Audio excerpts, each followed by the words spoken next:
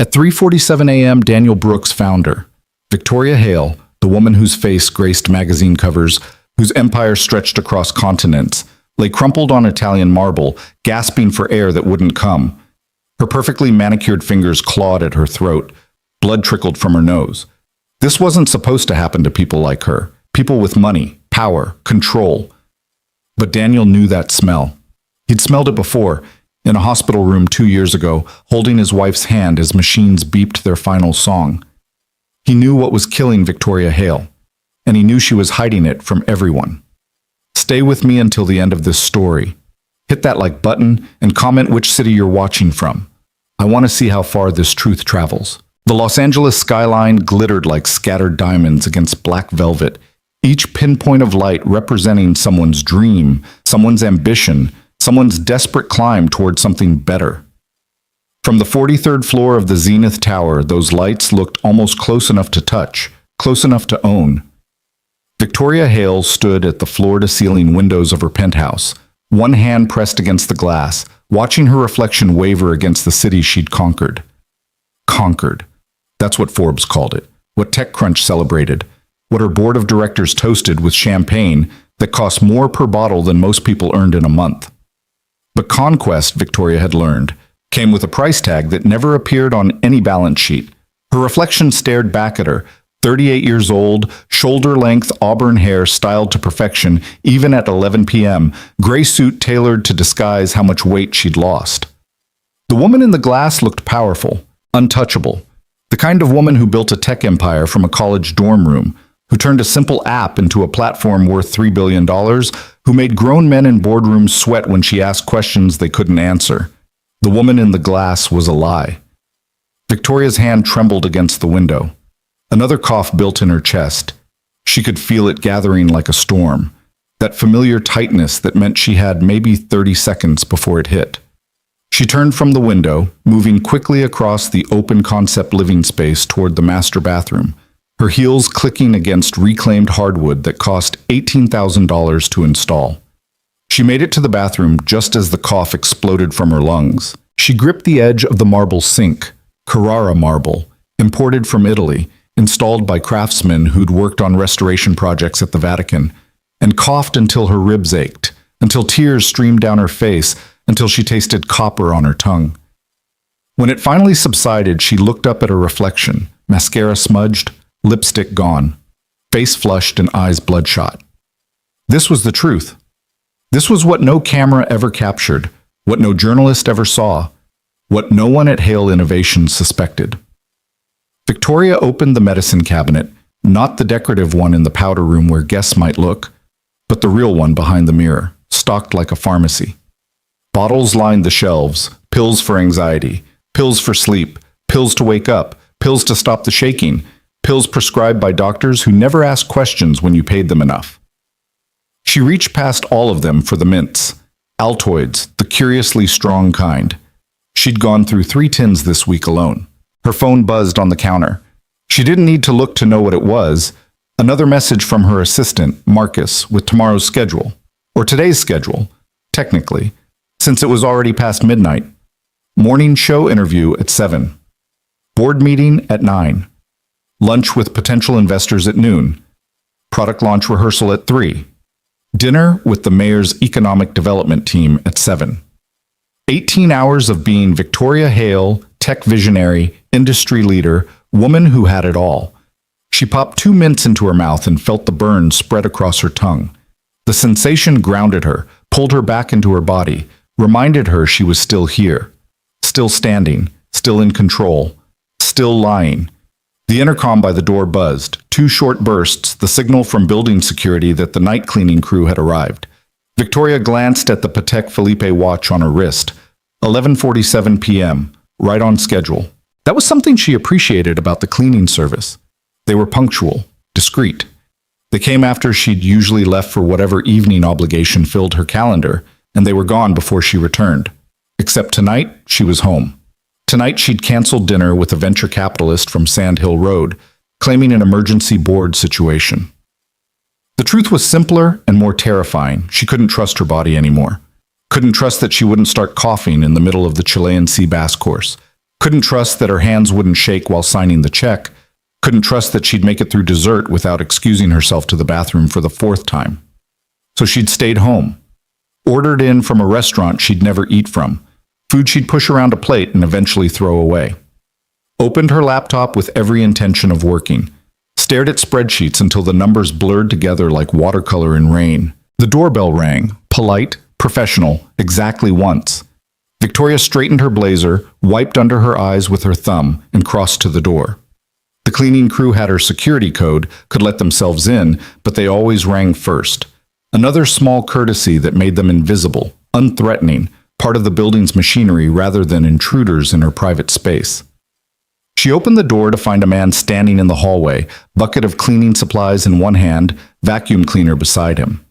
He was tall, maybe 6'1", with dark hair graying at the temples, probably mid-40s, wearing the standard uniform of black pants and a navy polo shirt with Evergreen Cleaning Services embroidered over the pocket. His face had the kind of weathered look that came from years of hard work and harder choices. "Ms. Hale," he said, voice low and respectful. "Sorry to disturb you. We'll work quickly and quietly." "It's fine," Victoria said, stepping back to let him in. "I'm working in the office. I won't be in your way." "No problem at all, ma'am."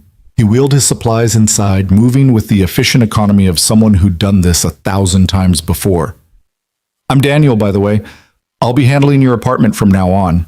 Miguel, the usual guy, retired last week." "Okay." Victoria barely looked at him. In her world, service staff were interchangeable, forgettable, part of the infrastructure that kept her life running smoothly. She didn't need to know their names any more than she needed to know the names of the people who maintained the elevators or stocked the building's gym. "Kitchen and bathrooms first, please. I have calls in the morning." "Yes, ma'am." She retreated to her office, a glass-enclosed room at the far end of the penthouse, separated from the main living space by sliding doors that cost more than a luxury car.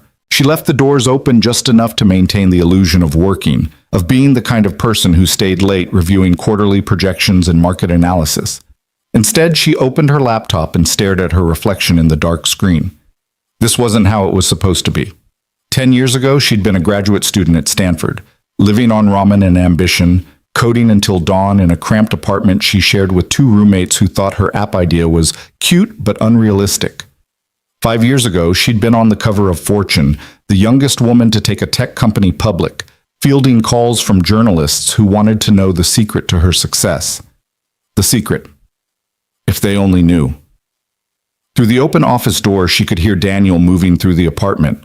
The soft spray of cleaning solution, the whisper of cloth on glass, the quiet efficiency of someone who'd learned to work without leaving a trace, to service a space without disturbing the people who lived there. Victoria opened her bottom desk drawer, the one with the lock, the one Marcus didn't have a key to, and pulled out a small leather case. Her hands shook slightly as she unzipped it. Inside, arranged in neat rows, were her real medication. Not the prescription bottles in the bathroom cabinet, not the vitamins and supplements she posted about on her health-conscious Instagram feed. The truth. She'd started 5 years ago, right after the Fortune cover, right when everything was supposed to be perfect. It was supposed to be once, just to get through a particularly brutal week of product launches and investor meetings. Just to maintain the pace everyone expected from her, the pace she expected from herself. One of her investors, the kind of Silicon Valley fixture who wore expensive hoodies and talked about disrupting industries, had offered it casually at a party in Malibu. "Better than coffee," he'd said with a knowing smile. "Everyone uses it. How do you think we keep up?" Once became twice. Twice became whenever she needed it, whenever became every day. And somewhere along the way, the drug that was supposed to help her keep pace had become the only thing keeping her upright. Victoria's phone buzzed again. Another message from Marcus. "Morning Show wants to add 5 minutes to your segment. They want to discuss the new UI changes. Need talking points?" She typed back. "I'll handle it." Marcus's response came immediately. "You always do. Get some sleep, boss. Sleep." The word was almost funny. She couldn't remember the last time she'd slept more than 3 hours straight. Couldn't remember the last time she'd woken up feeling rested instead of wrung out, her heart racing before she even opened her eyes. In the main living area, she heard Daniel's footsteps approaching the office wing. She quickly closed the leather case and shoved it back in the drawer, closing it just as he appeared in the doorway of the office, with a polite knock on the frame. "Sorry to interrupt, Ms. Hale. I'll be doing the office last, if that works for you." Victoria looked up, preparing to dismiss him with the kind of cool professionalism that kept service staff at arm's length. But something made her pause. Maybe it was the lateness of the hour, or the exhaustion pressing down on her shoulders, or the way her hand still trembled slightly from zipping the case. Or maybe it was the way Daniel looked at her, not with the calculation she saw in boardrooms, not with the awe she saw at conferences, not with the hunger she saw from people who wanted something from her, just looked at her, like she was a person, a tired person working too late in an empty penthouse. "It's fine," she said. "I'm about done anyway." He nodded and started to turn away, then paused. "You okay, ma'am? You need some water or anything?" The question caught her off guard. When was the last time someone had asked if she was okay? When was the last time she'd let anyone close enough to notice if she wasn't? "I'm fine," she said automatically. "Just a long day." "Yeah." He smiled slightly, a weathered, understanding smile that suggested he knew something about long days. "I get those. I'll try to stay out of your way." He left, and Victoria found herself staring at the empty doorway. Something about the exchange unsettled her, though she couldn't pinpoint why. Maybe because it had been genuine. Maybe because she'd almost told the truth. "No, I'm not okay. I haven't been okay in years. I'm drowning and I can't let anyone see." She closed her laptop and stood, suddenly unable to sit still. The penthouse felt too small, too quiet despite Daniel's presence. She walked to the windows again, pressing her forehead against the cool glass, looking down at the city 43 floors below. How easy it would be to just let go. Let the empire crumble. Let the magazine covers fade. Let the world see the truth. That Victoria Hale, tech visionary, was really just a woman who'd climbed so high she'd forgotten how to come back down, who'd pushed so hard she'd broken herself, who'd sacrificed so much she'd lost track of what she was sacrificing for. But she couldn't. The moment she showed weakness, the moment anyone suspected she wasn't the invincible force they'd invested in, believed in, built careers around, it would all collapse. The board would force her out. The investors would pull funding. The press would feast on her fall like piranhas on wounded prey. Better to keep climbing. Better to keep pushing. Better to keep lying. Behind her, she heard Daniel working in the kitchen. The sound of water running, cabinets opening and closing, the quiet domesticity of someone cleaning up after other people's lives. It reminded her of growing up in Pasadena, watching her mother clean houses to keep food on the table after her father left. Her mother had cleaned penthouses like this one, probably, wiping down marble countertops and mopping imported floors in homes she'd never be able to afford. Victoria had sworn she'd never live like that, never be invisible, never be powerless. And she'd kept that promise. She was visible now, powerful now, important now. So why did she feel more trapped than her mother ever looked? A cough built in her chest again. She walked quickly toward the bathroom, passing through the living room where Daniel was wiping down the coffee table. She felt his eyes on her, not intrusive, just aware, and she hated it. Hated being seen. Hated the possibility that he might notice something off, something wrong. In the bathroom, she coughed until her throat was raw. When she looked in the mirror this time, there was blood on her teeth. Just a little, just enough to terrify her. She rinsed her mouth, popped another 3 mints, and stared at her reflection until the woman looking back resembled someone in control. When she emerged, Daniel was in the office, emptying the trash can. He glanced up as she passed, and for just a second, their eyes met. Victoria saw something flicker across his face. Concern, maybe, or recognition. But then it was gone, replaced by professional neutrality. "I'll be done in about 20 minutes, Ms. Hale," he said. "Is there anything specific you'd like me to focus on?" "No," she said. "Everything's fine." Another lie. She was getting so good at them. She retreated to her bedroom, the master suite with its California king bed that she usually only slept in for a few hours before dawn, and closed the door. Through the walls, she could hear Daniel finishing up, the sound of the vacuum in the office, the spray of glass cleaner on mirrors. Victoria lay down on top of the covers, still fully dressed, and stared at the ceiling. The room spun slightly. Her heart beat too fast. Her hands wouldn't stop shaking. Tomorrow she'd be on television, smiling and confident, talking about innovation and disruption and the future of technology. Tomorrow she'd sit across from investors and convince them to bet millions on her vision. Tomorrow she'd stand in front of her employees and inspire them to work harder, push further, believe in the impossible. Tomorrow she'd be Victoria Hale again. Tonight, she was just a woman lying in the dark, counting her heartbeats, wondering how much longer she could keep running before her body gave up the race. She didn't hear Daniel leave, didn't hear the door close or the elevator ding. One moment there was the distant sound of cleaning, and the next there was silence. The particular silence of a space that had been serviced and sanitized, made perfect and empty. Victoria closed her eyes and waited for sleep that wouldn't come, or for dawn that would come too soon, or for the moment when everything finally caught up with her, and the carefully constructed world she'd built came crashing down. In the dark, her phone buzzed one more time. She picked it up and saw Marcus's name.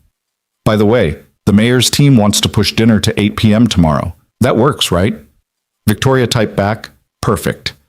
She set the phone down and laughed, a dry, bitter sound in the empty room. Perfect. Nothing was perfect. Nothing had been perfect in years. But she'd keep pretending, keep performing, keep lying, because the alternative was admitting the truth, and the truth would destroy everything. But, 3 floors down, in the service elevator that smelled like industrial cleaner and old metal, Daniel Brooks leaned against the wall and let out a long breath. His shift was only half over, 4 more apartments to clean before dawn, but his mind was stuck on the 43rd floor. Something was wrong up there. He'd seen it immediately, had recognized the signs from years of experience that had nothing to do with cleaning apartments and everything to do with watching someone he loved destroy themselves inch by inch. The smell, for one thing. Underneath the expensive perfume and the scent of money, underneath the fresh flowers and the artisanal candles, there was another smell. Chemical. Sharp. The kind that made your sinuses burn if you got too close. The mints, for another. 3 empty tins in the bathroom trash, one on the nightstand, another on the office desk. You didn't go through that many mints unless you were covering up something you didn't want people to smell. And her eyes. God, those eyes. He'd seen that look before. The 2 wide pupils, the constant movement, the way they couldn't quite focus on any one thing for too long, the way they darted to the desk drawer when he'd knocked on the office door, guilty and defensive. Daniel had watched his wife, Sarah, wear that same expression for 8 months before cancer took her. Except Sarah's had come from pain medication, from legitimate prescriptions turned into dependencies because the alternative was agony. Victoria Hale's came from something else, something chosen, something that was killing her just as surely. The elevator doors opened on the 39th floor. Daniel grabbed his supplies and headed toward apartment 3907, his mind still on the woman 43 floors above. He should forget about it, should focus on his work, his bills, his son waiting at home for him to finish the night shift so they could have breakfast together before school. He should mind his business. But he kept seeing Sarah's face, kept hearing the doctors explaining that if she'd come in sooner, if they'd caught it earlier, if she'd told them about the symptoms instead of hiding them. If. Daniel unlocked apartment 3907, a corporate rental, always empty, easy to clean, and got to work. But part of his mind stayed on the 43rd floor, turning over what he'd seen, what he suspected, what he absolutely should not get involved in. What he probably couldn't walk away from. Because he'd walked away once before, had believed Sarah when she said she was fine, had let her hide her pain until it was too late. And he'd spent the last 2 years living with that regret, wondering if he'd pushed harder, asked more questions, refused to accept her lies. If. By the time he finished the 39th floor and moved on to the 35th, dawn was starting to break over Los Angeles. The city lights faded as natural light took over, revealing the smog and traffic and reality that the nighttime glamour hid. Daniel thought about Victoria Hale up there in her penthouse, probably getting ready for her television appearance, probably perfect and powerful and completely in control, probably dying. And he thought about his son, Ethan, 8 years old, who'd already lost one parent and didn't need his father sticking his neck out for a billionaire who could buy and sell their entire neighborhood without noticing the expense. He thought about all of this as he cleaned apartment 3504 and 3201, and finally 2847. He thought about it as he returned his supplies to the service closet and clocked out. He thought about it on the bus ride home, watching the sunrise paint the sky in shades of orange and gold. And he kept thinking about it when he walked into his small apartment in Echo Park and found Ethan asleep on the couch, geometry homework spread across the coffee table, having waited up for him even though Daniel had told him to go to bed. Daniel covered his son with a blanket and looked at the picture on the mantel. Sarah, taken 3 months before she died, still smiling even though she must have been in agony, still lying, still trying to protect them. He made the decision then, though he didn't quite know it yet, made it in his heart even while his brain screamed that it was stupid, dangerous, none of his business. But he'd failed Sarah by believing her lies. He wouldn't fail someone else the same way. Even if that someone was a billionaire who probably didn't even remember his name. Even if it cost him everything. The pattern revealed itself slowly, the way truth always does when someone's trying to hide it. Daniel returned to the 43rd floor the following week at the same time, 11:47 p.m., precise as clockwork. He'd thought about Victoria Hale constantly in the days between shifts, weighing whether to say something, do something, or simply let it go. Ethan needed him focused on their own survival, not on the private disasters of people who lived in different worlds. But every time he closed his eyes, he saw Sarah's face, heard the doctor's words. If only she'd told us sooner. So he came back. He rang the doorbell. And when Victoria answered, he saw immediately that she'd gotten worse. The suit was still perfect. Charcoal gray this time, paired with a silk blouse that probably cost more than his monthly rent. The hair was still styled, the makeup still flawless. But underneath the armor, she was crumbling. Her cheekbones stood out sharper. Her hands trembled as she held the door. Her eyes had that glassy, desperate shine he remembered too well. "Come in," she said, her voice hoarse. She cleared her throat. "Sorry, I've been on calls all day." Another lie. He could hear them now, could recognize the particular cadence of someone covering up truth with plausible fiction. "No problem, Ms. Hale," he said, wheeling his cart inside.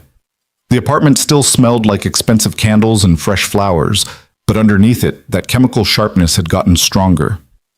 "I'll start with the kitchen again." She nodded and walked toward her office, moving carefully, like someone navigating a room that wouldn't stay still. Daniel watched her go, counting the signs, the way she gripped the wall for support, the shallow breathing, the slight stagger in her gait. He got to work, but this time he paid attention differently. Not just to the surfaces he was cleaning, but to what those surfaces revealed. In the kitchen, he found a refrigerator full of takeout containers, none of them opened. Hundreds of dollars worth of food, going bad. In the bathroom, 4 new mint tins joined the collection in the trash. The medicine cabinet had been rearranged, bottles moved, labels turned inward so he couldn't read them. Someone was getting paranoid. Someone thought people were noticing.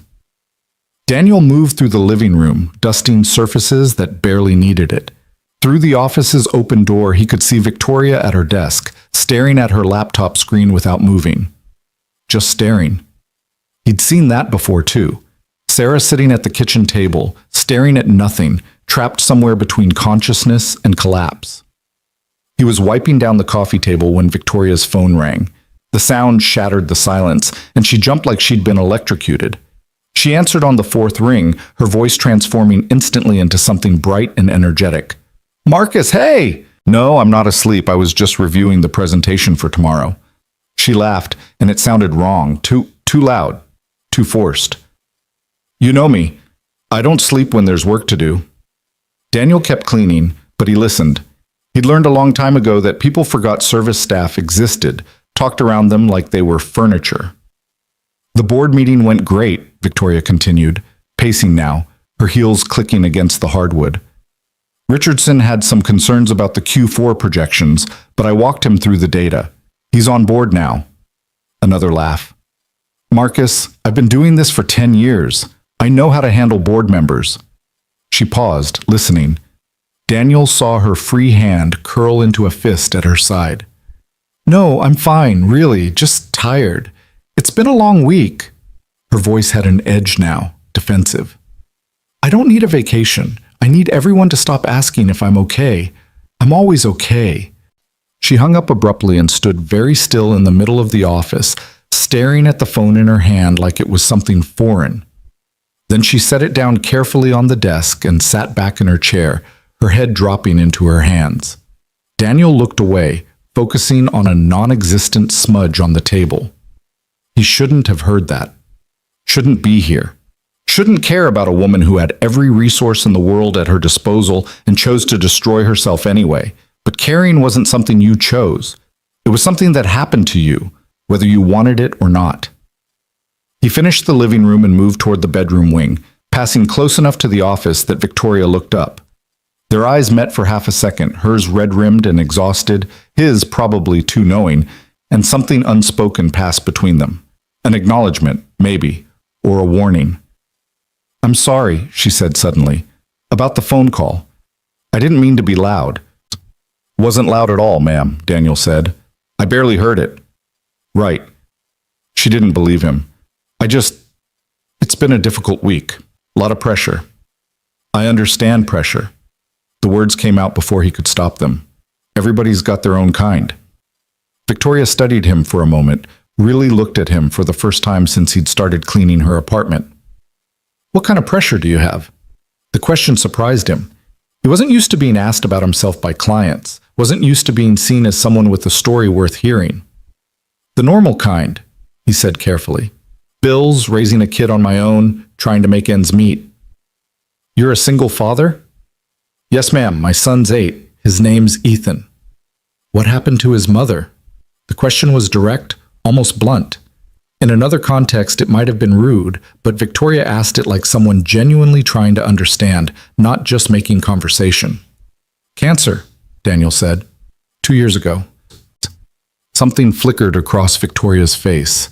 Pain, recognition, something raw and human beneath the professional mask. I'm sorry. That must have been hard, Daniel finished. It was hard. Still is. They stood there in the silence that followed, two people from completely different worlds connected by the universal language of loss. Then Victoria's phone buzzed again, and the moment shattered. She glanced at the screen and her jaw tightened. I should let you work, she said, turning back to her laptop. Thank you for asking. About the pressure. Sure thing, Ms. Hale. He moved on to the master bedroom, but the conversation stayed with him. She'd asked about Sarah, had actually cared, or at least performed caring well enough that it felt genuine. Maybe there was more to Victoria Hale than the polished facade. Maybe underneath the billion-dollar empire, she was just another person trying to survive. Or maybe she was just good at making people think that. The bedroom revealed more secrets. On the nightstand, 6 bottles of water, all half empty, none of them finished. A sleep mask pushed under the pillow. A book about meditation that looked brand new, unread. And on the floor beside the bed, hidden partially under the bed skirt, a small metal tin. Daniel bent to pick up what he thought was trash and realized it wasn't a mint tin. It was something else entirely. He knew what it was, had seen enough documentaries, enough news reports, enough cautionary tales. His hand closed around it and he stood there frozen, the evidence solid and damning in his palm. What are you doing? Victoria's voice came from the doorway, sharp and accusing. Daniel turned to find her standing there, her face pale, her eyes wide with something between fear and fury. I was just cleaning, Ms. Hale. Found this on the floor. He held out the tin. For a long moment, she just stared at it. Then she crossed the room in 4 quick strides and snatched it from his hand. That's mine, she said. It's private. I know what it is. Daniel kept his voice level, non-judgmental. I wasn't trying to... Weren't trying to what? Spy on me? Judge me? Her voice rose, cracking slightly. You don't know anything about my life, about what it takes to do what I do. You're right, Daniel said quietly. I don't, but I know what that does to people. I've seen it. Oh, have you? Victoria's laugh was bitter. Let me guess, you're going to tell me it's dangerous, that I should stop, that I need help. I wasn't going to tell you anything. It's not my place. No, it's not. She was shaking now, the tin clutched in her white-knuckled grip. It's not your place to be in my bedroom, touching my things, making assumptions about my life. You're here to clean. That's it. You're right, Daniel said again. He picked up his cleaning supplies and moved toward the door. I apologize, Ms. Hale. I was out of line. He was almost to the hallway when her voice stopped him. Wait. He turned. Victoria stood in the middle of the bedroom, the tin still in her hand, her professional armor completely gone. She looked young suddenly, vulnerable, like a scared kid caught doing something wrong. I'm sorry, she said. I shouldn't have snapped at you. You were just doing your job. It's okay. No, it's not. She sat down on the edge of the bed, still holding the tin. Nothing's okay, but I can't talk about this. Not with you, not with anyone. Daniel knew he should leave, should grab his cart and finish his shift and forget everything he'd seen. But he thought about Sarah again, about all the conversations they didn't have, all the times he'd let her deflect and avoid and pretend everything was fine. My wife didn't tell me how bad it was, he said. The cancer. She hid it for months because she didn't want to worry me, didn't want to be a burden. By the time she finally admitted she needed help, it was too late. Victoria looked up at him, tears shining in her eyes. I'm not saying your situation is the same, Daniel continued. I'm just saying, hiding things doesn't make them go away. It just makes them worse. And if telling the truth destroys everything I've built, then maybe what you've built isn't worth destroying yourself for. The words hung in the air between them. Victoria stared at him, and Daniel saw the war happening behind her eyes. The desperate desire to unburden herself fighting against years of self-preservation and calculated risk management. Finally, she looked away. I think you should finish and go. I won't report this conversation to your supervisor, but I think it's best if someone else handles my apartment from now on. Yes, ma'am. Daniel headed for the door, then paused. For what it's worth, Ms. Hale, you don't have to do this alone. Whatever it is you're carrying. He left before she could respond, finishing the rest of the apartment in silence. Victoria never emerged from the bedroom.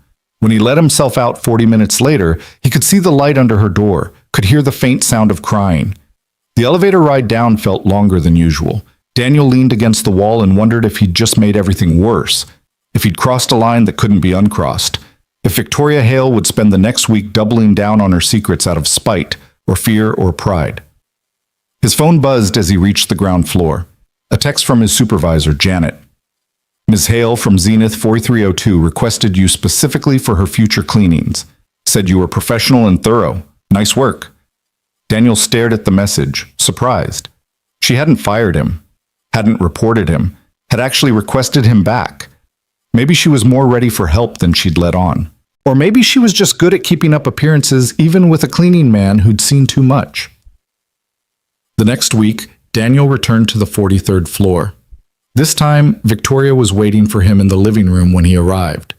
She looked better, showered, dressed in casual clothes instead of a suit, her hair pulled back in a simple ponytail. But the circles under her eyes had darkened, and her hand still shook slightly when she opened the door. I wasn't sure you'd come back, she said. Your apartment's on my route. Right. She stepped aside to let him in. I wanted to apologize for last week. I wasn't myself. Daniel wheeled his cart inside and met her eyes. Ms. Hale, you don't owe me an apology. I overstepped. Maybe, but you also... She trailed off, searching for words. You saw something no one else sees, and you didn't run away screaming or call a tabloid. Not really my style. A ghost of a smile crossed her face. I did some research on you. I hope that's not creepy. What kind of research? The background check kind. My security team ran it. She had the grace to look embarrassed. I know it's invasive, but I needed to know. I needed to know if I could trust you. And can you? You worked as an EMT for 12 years before your wife got sick. You left to take care of her full time.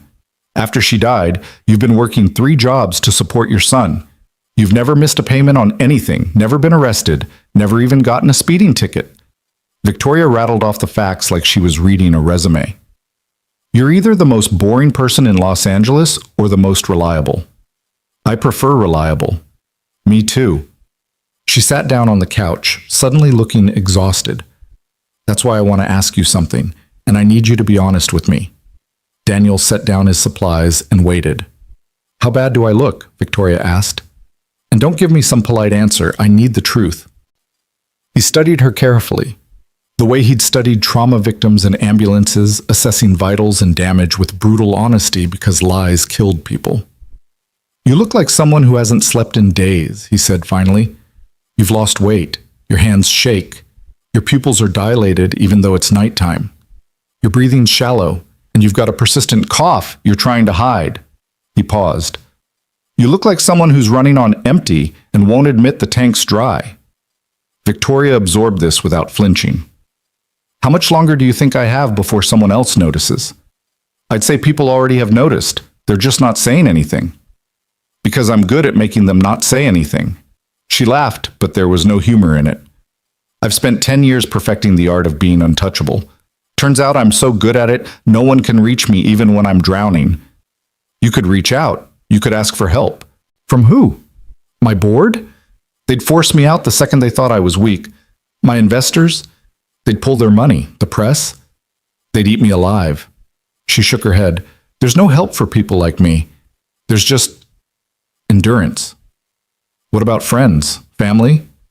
I have business associates and professional relationships. I haven't had actual friends since college. Victoria's voice was a matter of fact, like she was describing someone else's life. My parents died when I was 23. Car accident. No siblings. No cousins I talk to. It's just me. That's a lonely way to live. It's the only way I know how to live anymore. She looked at him directly. You want to know why I requested you come back? Because you're the first person in 5 years who's looked at me like I'm a human being instead of a brand. And I'm so tired of being a brand. Daniel sat down in the chair across from her, abandoning any pretense of being there to clean. What do you need, Ms. Hale? I don't know. Her voice cracked. I know I need to stop. I know what I'm doing is killing me, but I don't know how to stop and still be her. Victoria Hale. The woman who built an empire. The woman who never fails. Maybe she needs to fail. Victoria looked at him like he'd suggested she jump off the balcony. Maybe, Daniel continued, the woman who never fails isn't a real person. Maybe she's a character you've been playing for so long you forgot there was someone else underneath. And what if there's nothing underneath? Victoria's eyes were bright with unshed tears. What if I've played the role so long that it's all I am? What if I stop and I disappear? Then you disappear. And maybe that's okay. Maybe the person who comes back is someone worth knowing. She was crying now, silently, tears streaming down her face while her body stayed perfectly still. I don't know how to do that. I don't know how to be anything other than this. Start small, Daniel said. Start with one day. One choice. One moment of not being her. And then what? And then tomorrow you make the same choice. And the day after that. Until eventually you've built something new. Victoria wiped her eyes, smearing mascara across her cheeks. For the first time since Daniel had met her, she looked truly young. A scared woman in her 30s instead of an ageless corporate entity. Would you help me? She asked quietly. I know it's not your job, and I know it's asking too much, but I don't have anyone else. And I think if I try to do this alone, I'll fail. And if I fail, I'll die. Daniel thought about his son asleep on the couch, about the bills stacked on his kitchen counter, about all the reasons he should say no.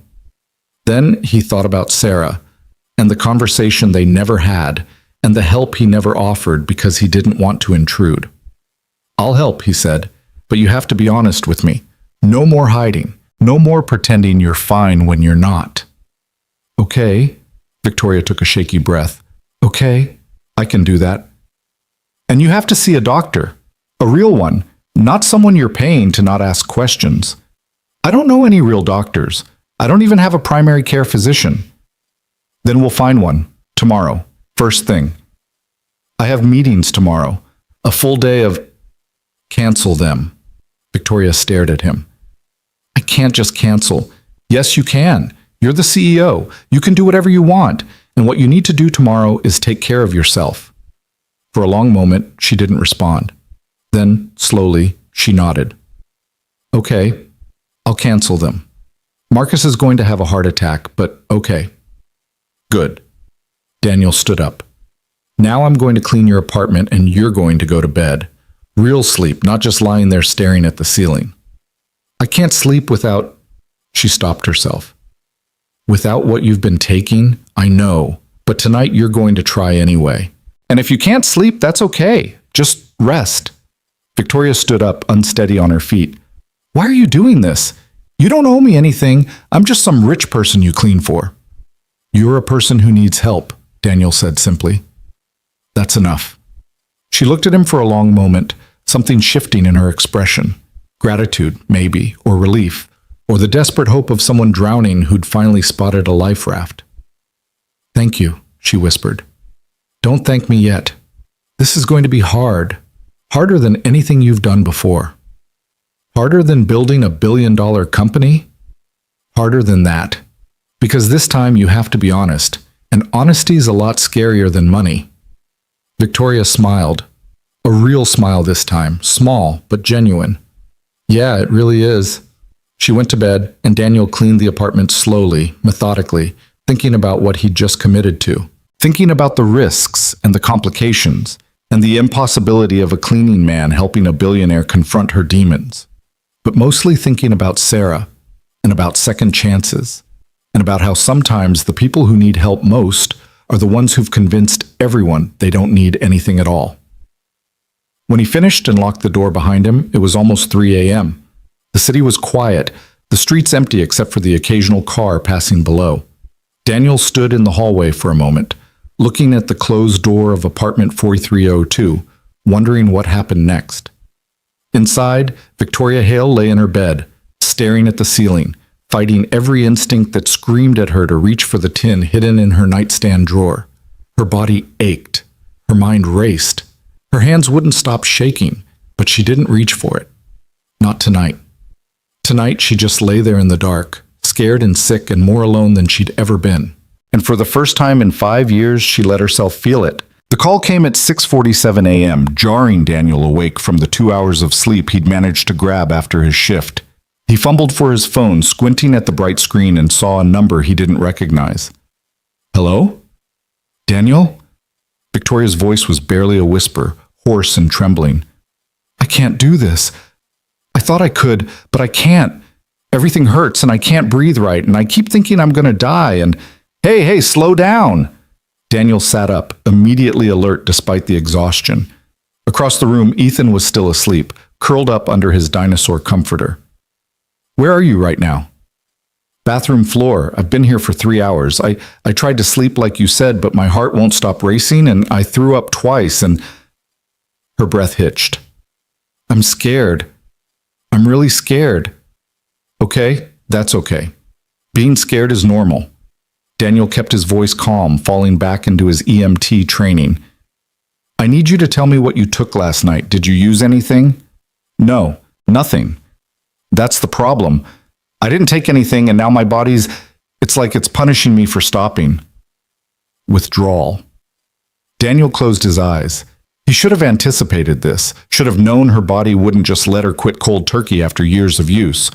Listen to me, Victoria. What you're feeling is your body adjusting. It's going to be rough for a few days, but it won't kill you, okay? I need you to trust me on that. It feels like it's killing me. I know, but you're going to get through it. He glanced at the clock. Ethan's alarm would go off in 30 minutes.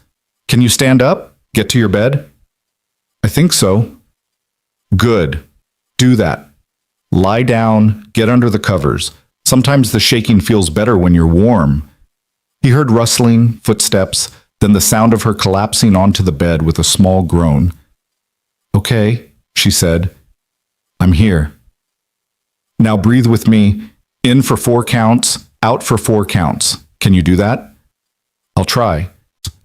They breathed together for 5 minutes, Daniel counting steadily while Victoria's breathing slowly evened out. When she spoke again, her voice was stronger. I'm sorry. I know it's early. I didn't know who else to call. Don't apologize. This is what getting better looks like. It's messy and it's hard and it means calling people at weird hours. Is this what it was like? With your wife? Daniel paused, memories flooding back. Different circumstances, same fear. She'd call me from the hospital at 3 a.m. just to hear my voice, said it made the pain more bearable. I'm not dying, though. I'm just dramatic. You're not dramatic. You're in pain. There's a difference. A long silence stretched between them. Then Victoria said, I canceled everything today. Marcus thinks I have the flu. He wanted to send a doctor to the apartment, but I told him I just needed rest. Good. That's good. So now what? I just lie here and feel terrible? For today? Yeah, pretty much. Your body needs time to reset. Tomorrow, we'll figure out the next steps. You said I need to see a doctor. You do, but not when you're in the middle of withdrawal. Let's get you stabilized first. How long will that take? Honestly, could be a few days, could be a week. Everyone's different. He heard her breath catch. A week? Daniel, I can't just disappear for a week. The board will notice, the press will start asking questions. I have a product launch in 10 days that I've been planning for 6 months. Then you're going to have to decide what's more important, your image or your life. That's not fair. No, it's not. But it's the truth. Another silence. Daniel could hear Ethan stirring across the room, the soft sounds of a child waking up. He needed to get breakfast started, pack lunch, make sure his son got to school on time. But Victoria was still on the line, and he couldn't just hang up on someone in crisis. I have to go, he said finally. My son's waking up, but I want you to promise me something. What? Promise me you won't use today, no matter how bad it gets, no matter how much you want to. Just get through today. And then what? Then tomorrow you promise me the same thing. One day at a time, Victoria. That's how this works. Okay. Her voice was small. One day at a time. I'll check on you tonight, after my shift. Will you be okay until then? I don't know, but I'll try. Daniel hung up and sat for a moment, processing what he'd just agreed to. He was now officially involved in the private medical crisis of one of the wealthiest women in California, with no training in addiction treatment and no idea what he was doing. This could blow up in his face in about 100 different ways. Dad? Ethan's voice came from across the room. Who are you talking to? Just a friend who needed help, buddy. Come on, let's get some breakfast. As he made scrambled eggs and packed Ethan's lunch, Daniel's mind kept returning to Victoria alone in that massive penthouse, fighting a battle no one else knew about. He thought about calling a professional, finding her a therapist or a treatment center, or someone actually qualified to help. But he'd seen the fear in her eyes, heard the desperation in her voice. She'd reached out to him because she trusted him, and breaking that trust might send her right back to the thing that was killing her. So he'd figure it out. Somehow. The day crawled by. Daniel tried to sleep after dropping Ethan at school, but his mind wouldn't shut off. He kept checking his phone, expecting another call, another crisis. Instead, there was nothing. Radio silence from the 43rd floor. By 3 p.m., when he picked Ethan up, Daniel was wound so tight he could barely focus on his son's chatter about the math test and the fight at recess. He made dinner on autopilot, helped with homework mechanically, and kept glancing at his phone every 30 seconds. At 8 p.m., he finally broke and called her. Victoria answered on the first ring. I'm still here. How are you feeling? Like I got hit by a truck, but I'm still here. I didn't use. That's good. That's really good. Is it? Because I feel like death, and I keep thinking about how easy it would be to just not feel like this anymore. I know, but you're doing the hard thing. You're fighting. I'm not sure fighting is the right word. More like surviving, barely. Daniel could hear the exhaustion in her voice, bone deep and total. Have you eaten anything today? No. The thought of food makes me want to throw up. You need to eat something, even just toast. Your body needs fuel. I know what my body needs, and it's not toast. The bitterness in her tone was sharp enough to cut. Daniel took a breath. reminding himself that this was the addiction talking, not Victoria. "I'm coming over," he said. "What? No, you don't have to. I have my son with me, and my shift doesn't start until 11, but I'm coming over. You shouldn't be alone right now." "Daniel, really, I'm fine. I don't need Victoria." He cut her off gently. "Stop trying to be fine. Let someone help you." A pause. Then quietly, "Okay." An hour later, Daniel stood outside apartment 4302 with Ethan beside him, carrying a bag of groceries and wondering if this was the worst idea he'd ever had. Bringing his 8-year-old son to a billionaire's penthouse while she went through withdrawal probably violated several parenting guidelines and possibly a few laws, but Ethan's regular babysitter was sick, and Daniel couldn't leave Victoria alone. Not tonight. The door opened before he could knock. Victoria stood there in sweatpants and an oversized Stanford hoodie, her hair pulled back in a messy bun, no makeup, looking more human than Daniel had ever seen her. Her eyes went immediately to Ethan. "Hi," she said softly. "You must be Ethan." Ethan, for once, was speechless. He stared up at the apartment with wide eyes, taking in the floor-to-ceiling windows, the art on the walls, the city lights spreading out below them like a second sky. "This is Ms. Hale," Daniel said, "the client I've been telling you about." "You live here?" Ethan breathed. "This is like Batman's house." Victoria laughed, a real, genuine laugh that transformed her whole face. "It's a little less exciting than Batman's house. No Batcave, unfortunately." "Do you have a butler like Alfred?" "No butler, just a cleaning service." She smiled at Daniel. "A very good cleaning service." Daniel held up the grocery bag. "I brought soup, the kind you can actually keep down." "You didn't have to do that." "Yeah, I did." "Come on, let's get some food in you." They moved into the kitchen, Ethan running ahead to press his face against the windows, marveling at the view. Victoria sat at the kitchen island while Daniel heated up the soup, moving through her space with the familiarity of someone who'd cleaned it a dozen times. "I'm sorry about this," Victoria said. "About him seeing me like this? I'm sure this isn't what you had in mind for his evening." "He's seen worse. He watched his mom go through chemo. He knows what sick looks like." "Still, I bet you didn't plan on your Tuesday night involving babysitting a grown woman who can't handle her own problems." "Nobody plans for the hard stuff. It just happens, and you deal with it." Daniel set a bowl of soup in front of her. "Now eat. Small bites." Victoria picked up the spoon with shaking hands and managed a few sips. The warmth seemed to help, color returning slowly to her face. "Dad," Ethan called from the windows. "Can I see Miss Hale's view?" "If it's okay with Ms. Hale." "It's okay," Victoria said. "And Ethan, you can call me Victoria. Ms. Hale makes me feel ancient." Ethan bounded over, full of 8-year-old energy. "Victoria, do you have any games? Dad says I have to be quiet, but I finished my homework and I have some board games in the closet," Victoria said. "Top shelf. Chess, Scrabble, some others. You're welcome to any of them." "Really?" Ethan looked at his dad for confirmation. "Really," Daniel said. "But you set them up in the living room and you're quiet, okay? Victoria doesn't feel well." "I'll be super quiet, promise." Ethan disappeared into the living room, and soon Daniel could hear the sound of game boxes being opened. Victoria managed another few spoonfuls of soup before pushing the bowl away. "That's all I can do right now." "That's okay. You got some down. That's progress." She looked at him, really looked at him, her eyes searching his face. "Why are you doing this? And don't say it's because I need help. Lots of people need help. You don't show up at their apartments with soup and your kid." Daniel considered the question. He could give her the easy answer, the noble one about paying forward kindness or helping those in need. But Victoria had asked for honesty, and she deserved it. "Because I failed my wife," he said finally. "I saw the signs that something was wrong, and I let her convince me she was fine. I let her hide her pain because it was easier than confronting it, and by the time I pushed past her defenses, it was too late." He met her eyes.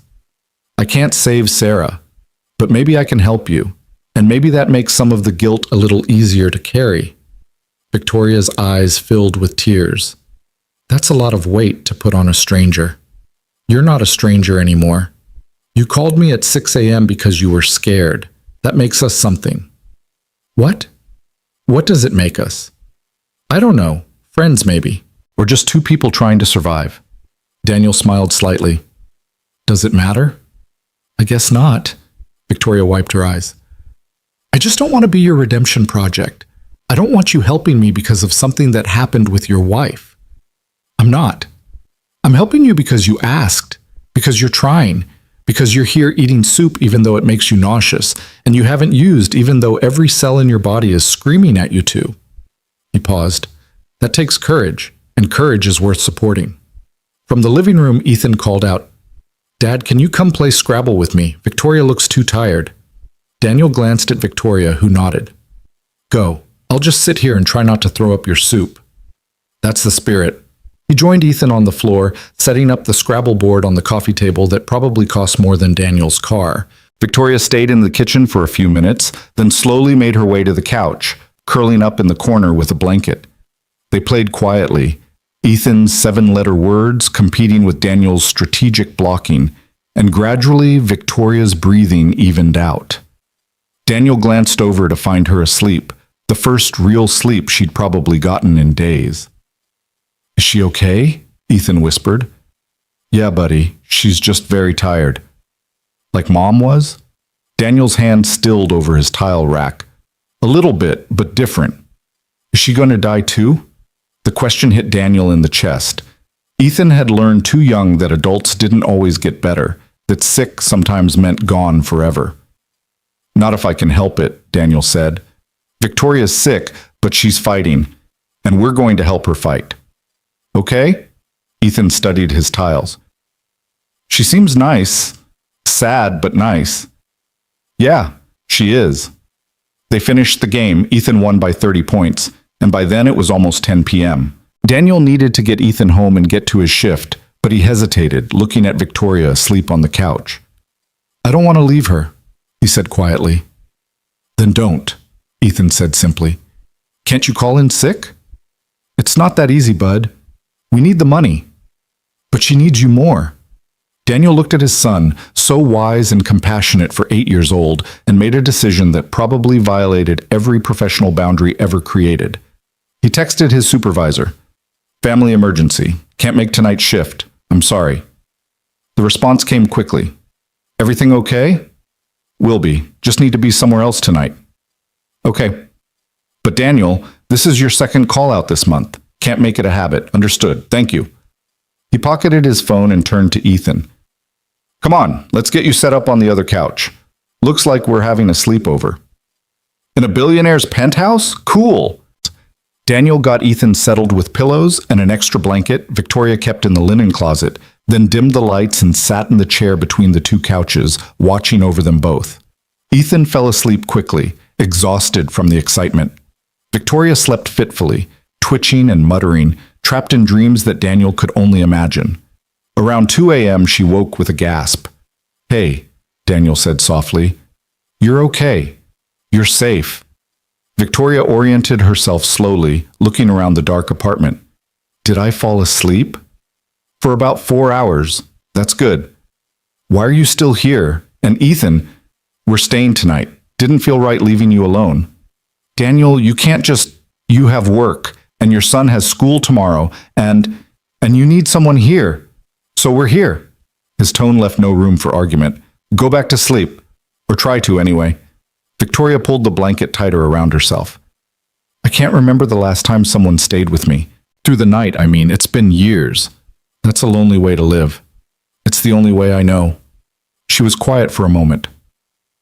When I built the company, I thought success would fill all the empty spaces. Thought if I just achieved enough, earned enough, proved enough, I'd never feel alone again. She laughed bitterly.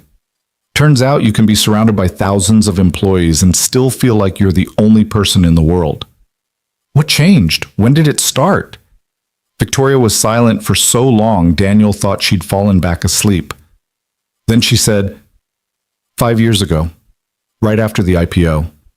Everyone was celebrating, and I was standing in a room full of people who'd made millions off my company, and all I could think was, is this it? Is this what I sacrificed everything for? What did you sacrifice? Everything. Relationships, health, any chance at a normal life. I haven't been on a date in 3 years. Haven't seen a movie in a theater in 5 years. Haven't taken a vacation that wasn't a work conference since I was 25. Her voice cracked. I gave up being human to become successful, and somewhere along the way, I forgot how to be anything else. You're still human. You're just buried under a lot of other stuff. How do I dig myself out? One day at a time, one choice at a time, starting with not using today. I didn't use today. I know. I'm proud of you. The words seemed to startle her. No one said that to me in years. Then people around you aren't paying attention. Victoria wiped her eyes. Will you tell me about her? Your wife? Daniel leaned back in the chair, memories washing over him. Her name was Sarah. We met in high school, got married too young, had Ethan even younger. She was a teacher, 2nd grade, loved those kids like they were her own. He smiled, remembering. She had this laugh that could light up a whole room. Even when she was sick, even when the chemo made her so weak she could barely stand, she'd find something to laugh about. You must miss her terribly. Every day, but I'm grateful too. Grateful I had her at all, even if it wasn't for as long as I wanted. I've never had that, Victoria said quietly. That kind of love. The kind worth missing. You could. Not the life I've built. There's no room for it. Then maybe you need to build a different life. She looked at him in the darkness, city lights painting her face in shades of gold and shadow. I don't know how to do that. I've been Victoria Hale for so long, I don't remember who I was before. So find out. That's what this is about, isn't it? Finding the person underneath the brand. What if she's not worth finding? Then at least you'll know, but I don't think that's true. I think the woman who called me this morning, scared and honest and asking for help, that woman is worth finding. That woman is brave. Victoria started crying then, really crying, the kind of tears that came from years of holding everything in. Daniel moved to the couch and sat beside her, and she leaned against him, sobbing into his shoulder while he held her the way he'd held Ethan through nightmares, steady and solid and safe. I'm so tired, she whispered between sobs. I'm so tired of pretending, so tired of being strong, so tired of everything. I know, but you don't have to be strong right now. You just have to be here. They sat like that for a long time, Victoria crying and Daniel holding her, while across the room Ethan slept, and the city lights burned, and somewhere below them millions of people lived their lives unaware that in a penthouse 43 floors up, a billionaire was finally letting herself fall apart. When the tears finally stopped, Victoria pulled back, embarrassed. I'm sorry, Don't apologize. You needed that. I got your shirt all wet. I have other shirts. She laughed, a watery sound. You're a good person, Daniel Brooks. I'm just a person, same as you. No? She shook her head. You're better. You show up, you stay. You don't run away when things get hard. Neither do you. You're still here, aren't you? Still fighting. Barely. Barely counts. Daniel stood up, checking on Ethan, who'd slept through everything. It's almost 3 a.m. You should try to sleep again. Will you stay, just for tonight? I'm not going anywhere. Victoria lay back down, pulling the blanket over herself. Daniel? Yeah? Thank you for seeing me. The real me. That's the only version worth seeing. She closed her eyes, and this time when sleep came, it was deeper, steadier. Daniel returned to his chair and kept watch through the rest of the night, guardian to 2 sleeping people who needed him in different ways. As dawn broke over Los Angeles, painting the sky in shades of pink and gold, Daniel thought about the strange turns life took. A month ago, Victoria Hale had been just another client, another apartment to clean. Now she was someone he was fighting for, someone whose survival had somehow become tangled up with his own redemption. It was messy and complicated and probably doomed to end badly, but it was also real. And real was something both of them had been missing for far too long. If you or someone you know is having a difficult time, free support is available. Find resources. Morning came with Ethan's voice cutting through the quiet. Dad, I'm going to be late for school. Daniel jerked awake, his neck stiff from sleeping in the chair. Sunlight streamed through the floor-to-ceiling windows, harsh and unforgiving.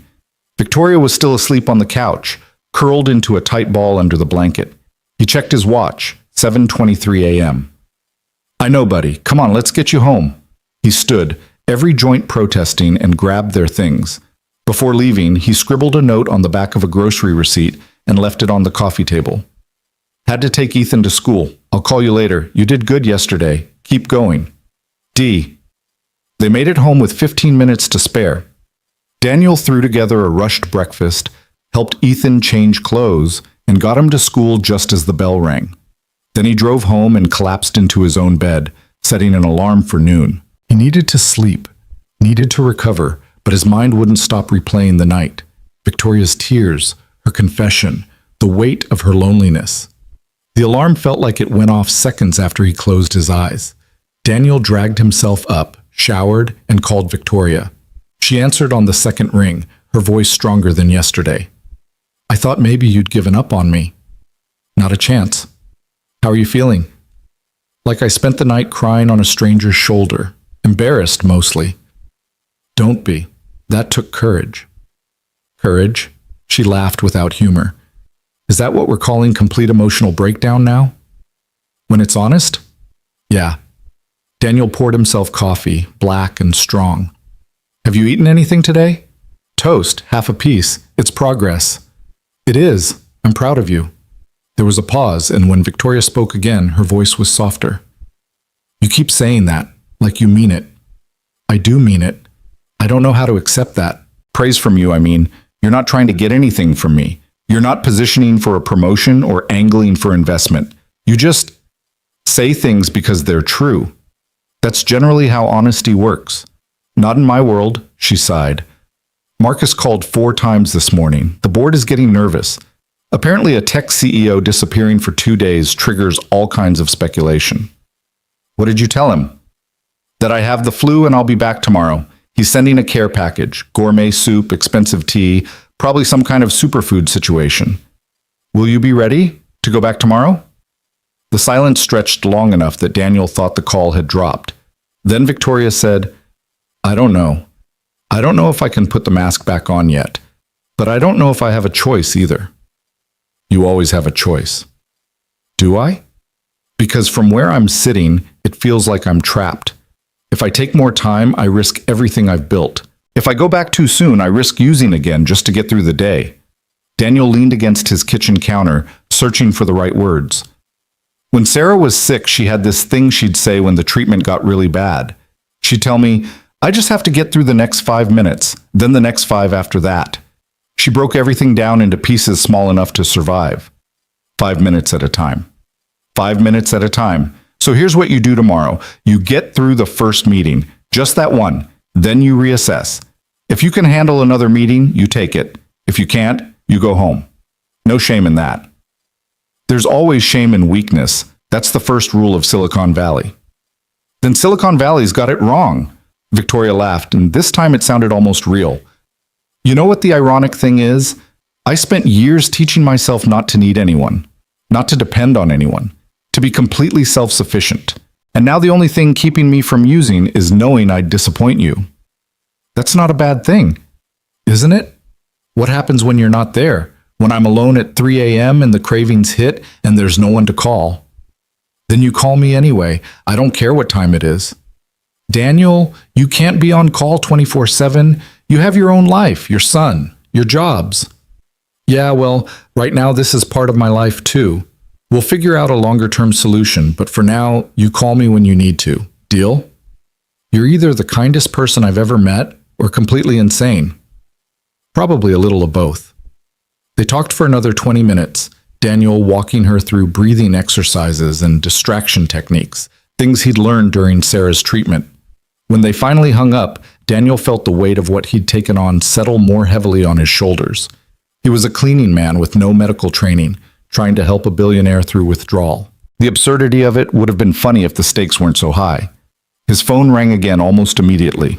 His supervisor, Janet. "Daniel, we need to talk about last night." "I know. I'm sorry. It won't happen again." That's what you said last time. Look, I like you and your work is excellent, but I can't have people calling out at the last minute. It leaves the clients unhappy and the schedule in chaos. I understand. It was a genuine emergency. With Ms. Hale? Janet's tone shifted, curious now.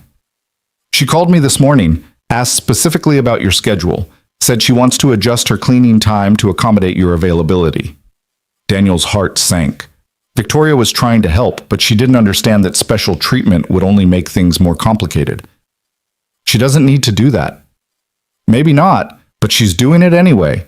She's also increasing her service contract. Wants you there 5 nights a week instead of 1.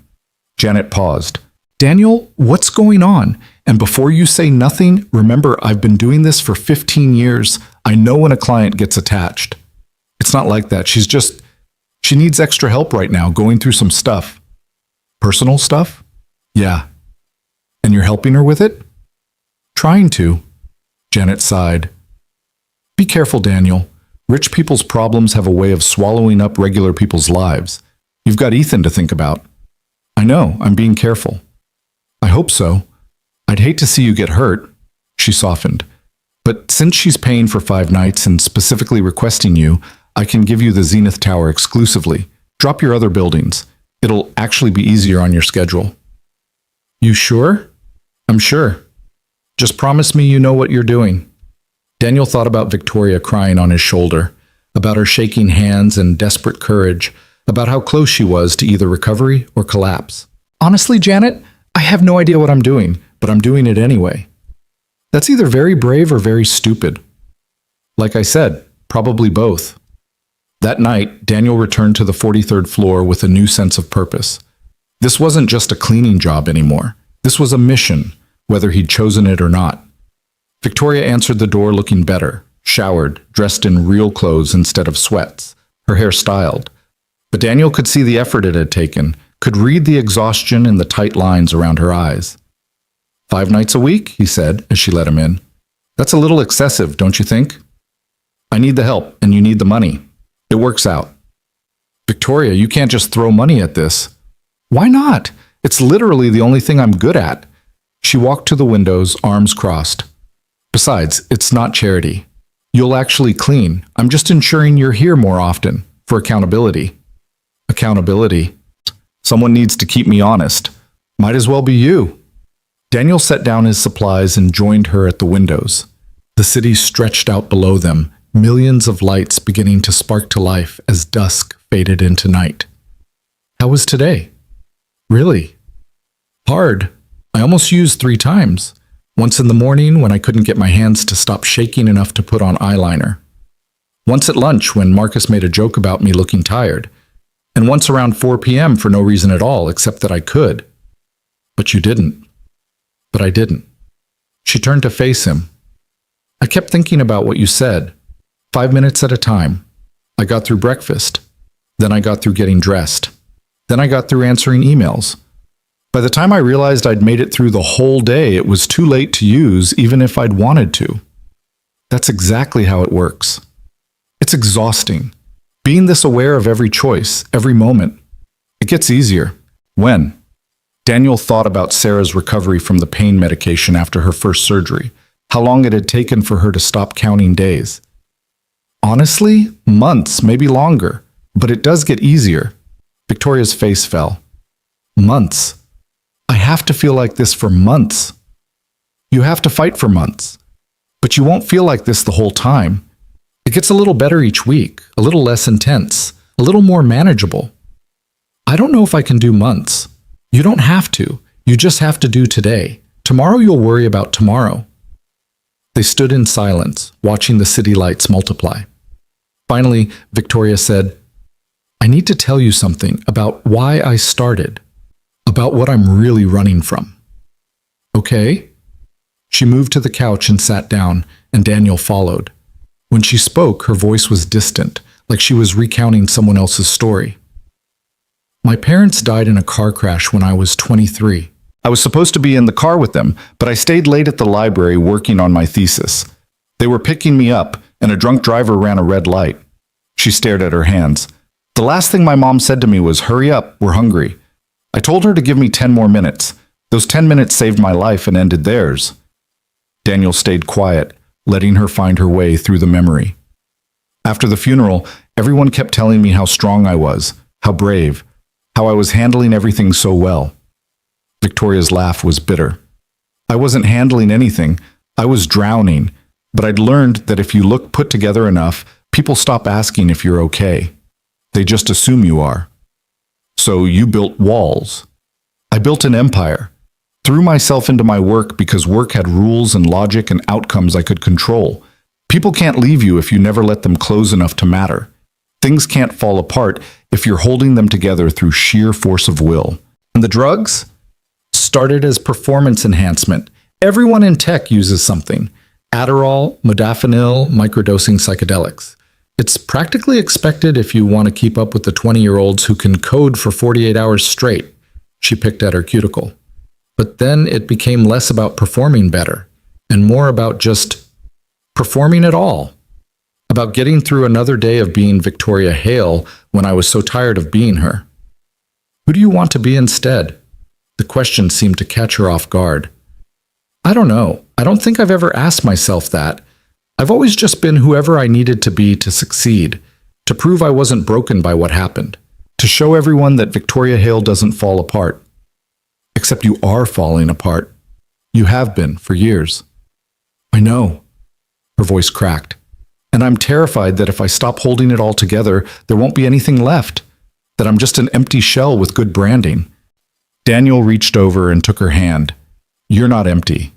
You're exhausted. There's a difference. How do you know? Because empty people don't fight. They don't call for help at 6 a.m. They don't stay awake all night resisting the thing that would make the pain stop. He squeezed her hand. You're fighting, Victoria. That means there's something in there worth saving. Tears spilled down her cheeks. What if I can't find it? What if I've been pretending so long that the real me is just gone? Then we'll figure out who you want to become. But I don't think that's true. I think the real you is the woman who cried on my shoulder last night, who admitted she was scared, who's sitting here right now being honest even though it terrifies her. I hate being this vulnerable. I know, but vulnerability isn't weakness. It's the only way to actually connect with people. Victoria wiped her eyes. Is this what you did with your wife? Talk her through everything? Sarah didn't need much talking through. She was braver than me. But yeah, we talked. A lot. Especially near the end when we both knew time was running out. Daniel's throat tightened.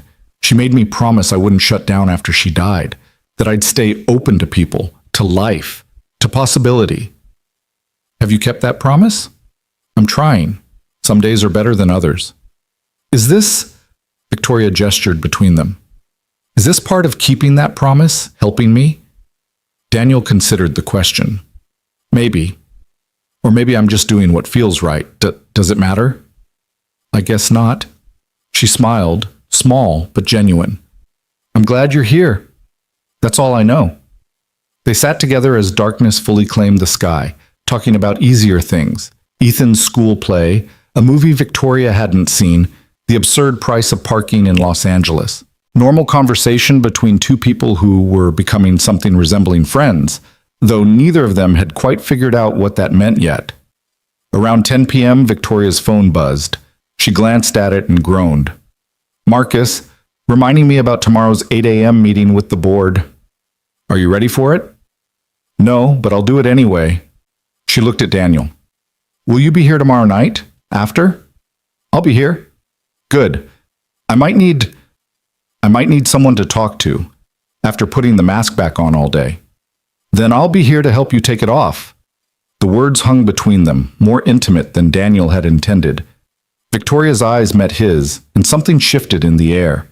An acknowledgement of how close they'd become in such a short time, how unusual their relationship was, how much trust she'd placed in a man she barely knew. Daniel, she said quietly, thank you for not running away, for not judging, for just being here. You don't have to thank me. I do, though, because you didn't have to do any of this.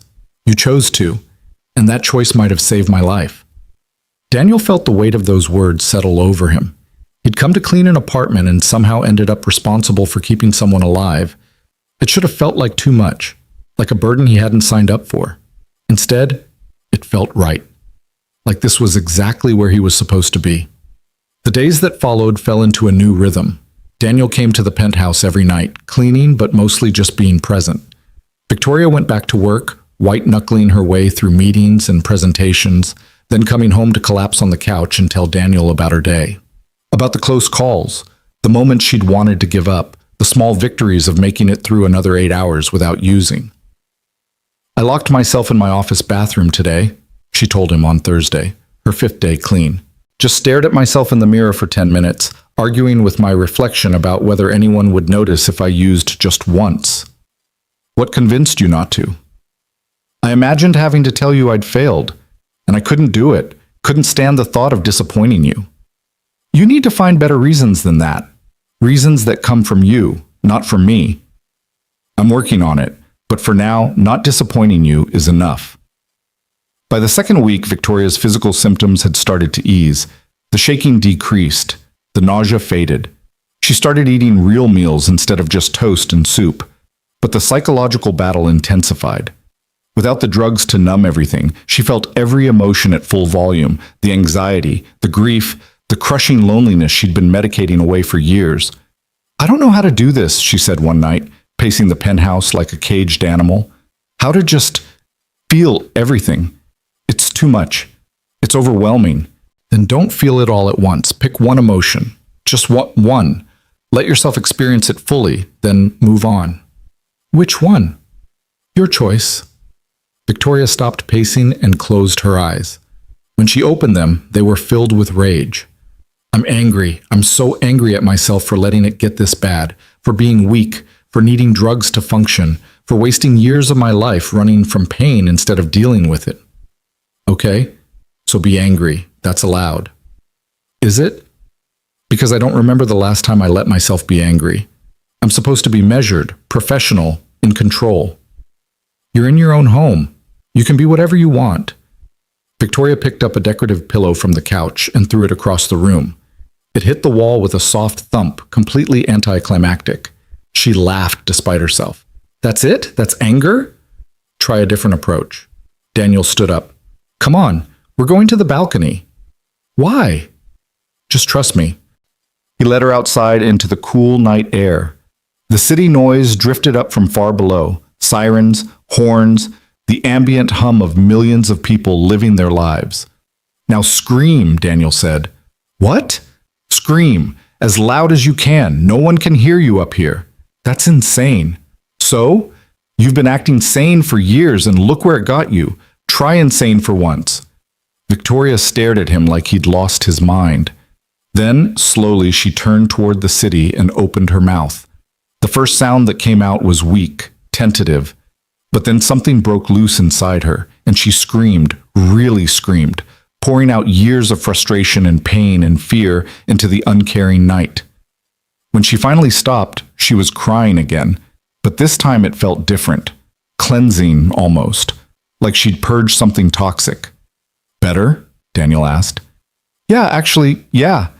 She wiped her eyes and laughed. "I probably sounded like a crazy person." "Welcome to being human. We're all a little crazy." They stood on the balcony together, the wind whipping Victoria's hair around her face, and for the first time since Daniel had met her, she looked free. Not put together, or professional, or controlled. Just free. "I want to tell them," she said suddenly. "The board. Marcus. Everyone. I want to tell them the truth." Daniel turned to face her. "Are you sure?" "No.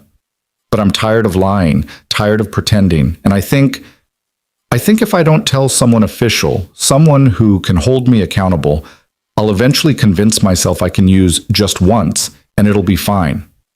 She met his eyes. "I need external accountability. Real consequences if I fail." "Okay. When?" "Next board meeting, 3 days from now." She took a shaky breath. "Will you come with me?" "To the board meeting?" "No, that would be weird, but after. Wait for me somewhere. I'm going to need someone when it's over, regardless of how it goes." I'll be there. Victoria nodded, squaring her shoulders like she was preparing for battle. Okay, I can do this. You can do this. The next 3 days were the longest of Daniel's life. Victoria called him twice in the middle of the night, panicking about the upcoming meeting, convinced she was about to destroy everything she'd built. Each time, Daniel talked her down, reminded her why she was doing this, convinced her to wait until morning before making any final decisions. What if they fire me? She asked at 2 a.m. the night before the meeting. What if they force me out of my own company? Then you'll figure out what comes next. But Victoria, living in fear of what they might do is worse than knowing for sure. Is it though? Yeah, it is. Trust me. The day of the board meeting, Daniel couldn't focus on anything. He dropped Ethan at school, went home, tried to sleep, gave up, and spent the afternoon pacing his apartment. Victoria had texted him at 7 a.m., meeting at 2 p.m. At 2, I'm terrified. He'd responded, terrified means you care. That's good. You've got this. No response after that.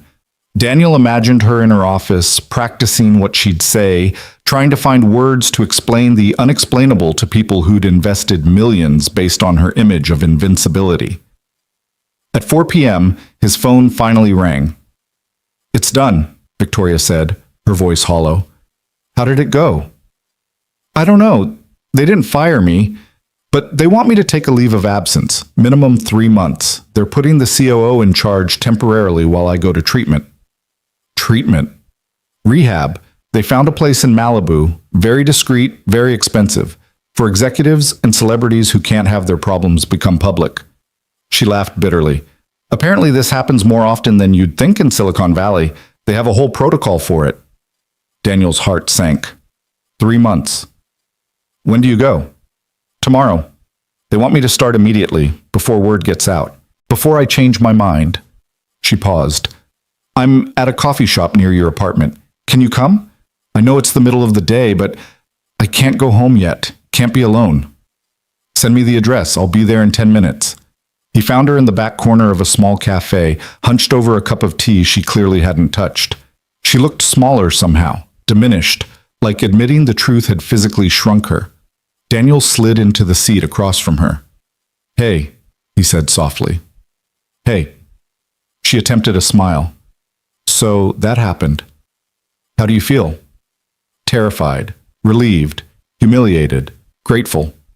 Victoria wrapped her hands around the mug. They were actually kind about it. Well, most of them. Richardson wanted me gone immediately.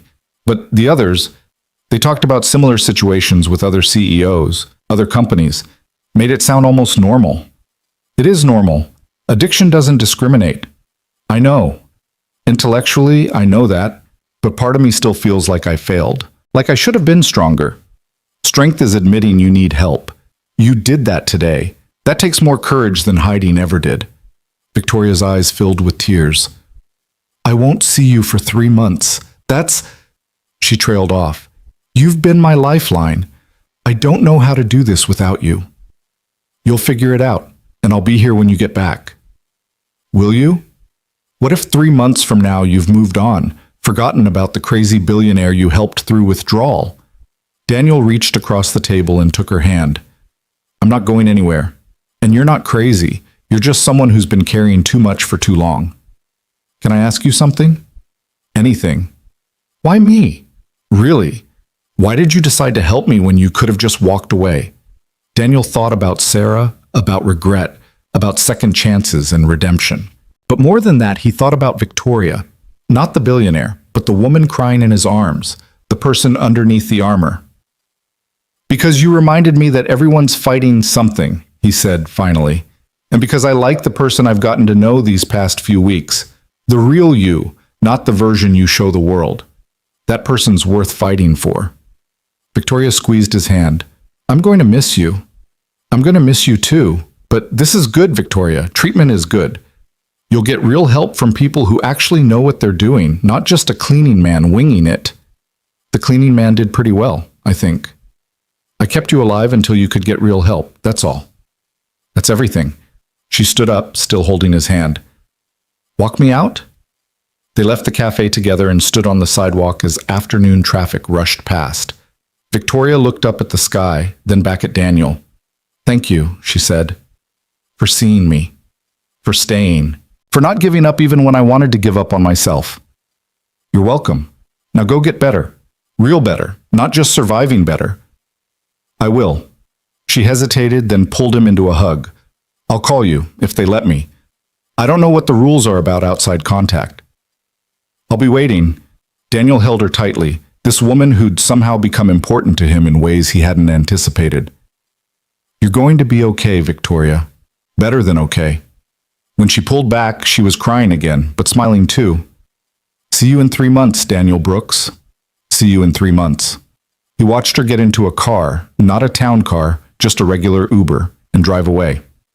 Then he stood there on the sidewalk, feeling the absence of her presence like a physical thing, and wondered if he'd just made the biggest mistake of his life by letting her go, or if he'd just given her the greatest gift he could offer, the space to save herself.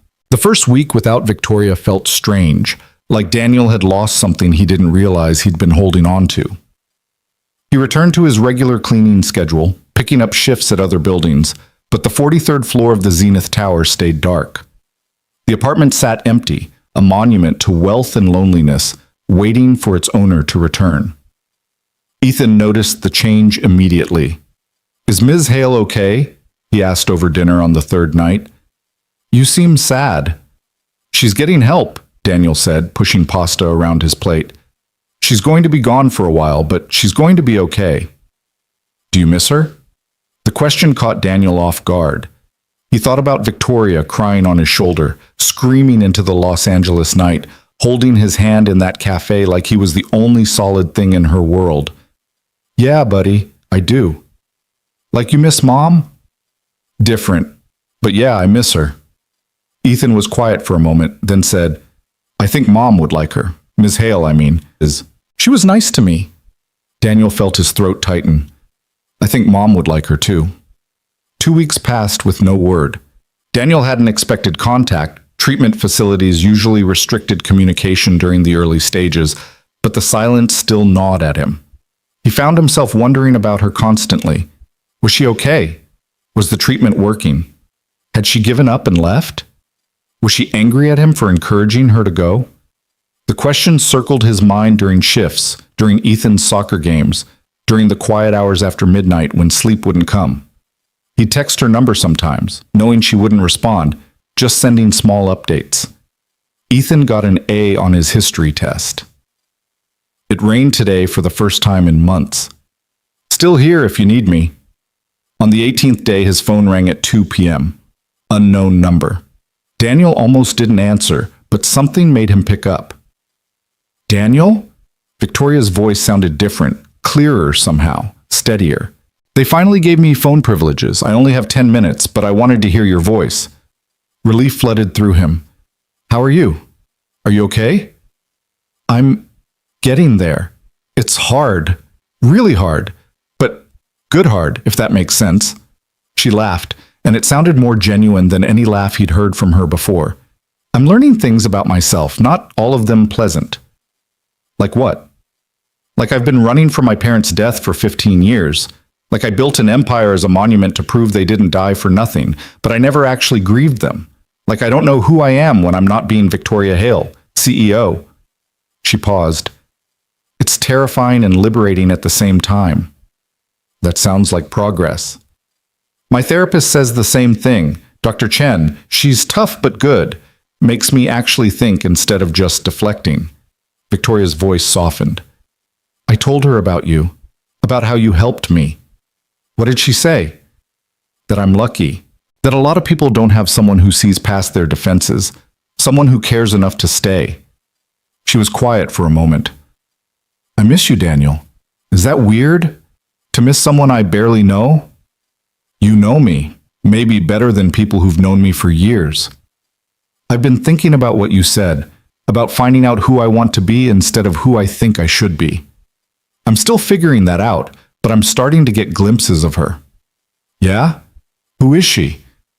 Someone smaller, quieter, someone who maybe doesn't need to conquer the world to feel worthwhile. Victoria laughed again. The board would hate her, but I think I might like her. I think I'd like her too. Daniel, A voice in the background interrupted her. I have to go. They're strict about time limits, but thank you for the texts. I wasn't supposed to see them yet, but they let me read them this morning. They helped more than you know. Victoria, wait. Before you go, I'm proud of you. You're doing the work. That matters. Thank you. Her voice cracked. I'll call again when I can. 2 more months. I can do 2 more months. You can do 2 more months. The line went dead.